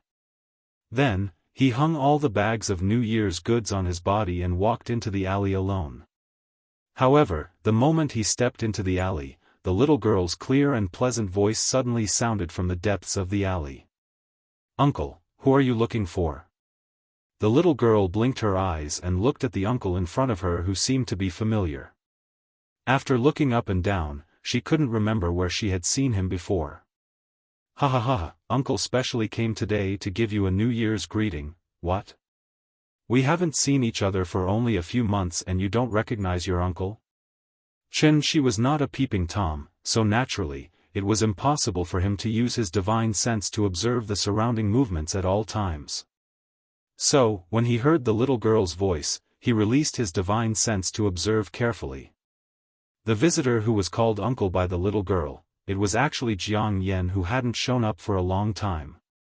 Like Shi, Jiang Yen was also carrying bags of various sizes. However, the bags in his hands were not as exquisite as the ones in Shi's hands. However, it was also these seemingly ordinary woven bags that faintly emitted an indescribable and peculiar fragrance. The little guy smelled the fragrance in the bag, so he couldn't help but poke his head in, as if he wanted to know what was inside. "Nian Nian, look, Uncle brought you a lot of good things today." As he spoke, Jiang Yen bent over and opened the bag. He took out a luminous pearl the size of an adult's fist and handed it to the little guy. "Wow! So beautiful." This luminous pearl was slightly different from ordinary luminous pearls. Its light was not the common blue and green, but an extremely rare milky white. The little guy held the night luminescent pearl in front of his eyes. After looking at it carefully, as if he had found a treasure, he ran excitedly to Qin Ruoying's side and held the night luminescent pearl up high as if he was presenting a treasure. "Mom, look, it's a night luminescent pearl." The little fellow loved this luminous pearl so much that he couldn't bear to part with it. Seeing this, Qin Ruoying looked at Jiang Yen cautiously. She didn't know Jiang Yen. However, her instincts told her, the person in front of her was not a good person. Therefore, Qin Ruoying took a step forward without leaving a trace and shielded the little fellow behind her. How smart was Jiang Yen? After seeing Qin Ruoying's vigilant action, he immediately smiled and took a few steps back, indicating that he definitely didn't have any ill intentions. You wouldn't know if you didn't compare, but you would be shocked once you compared. Qin Ruoying's attitude towards Shi was already bad enough, right? However, to a stranger like Jiang Yen, it was even worse. She didn't even bother to look at Jiang Yen. She hugged the little guy and walked into the courtyard.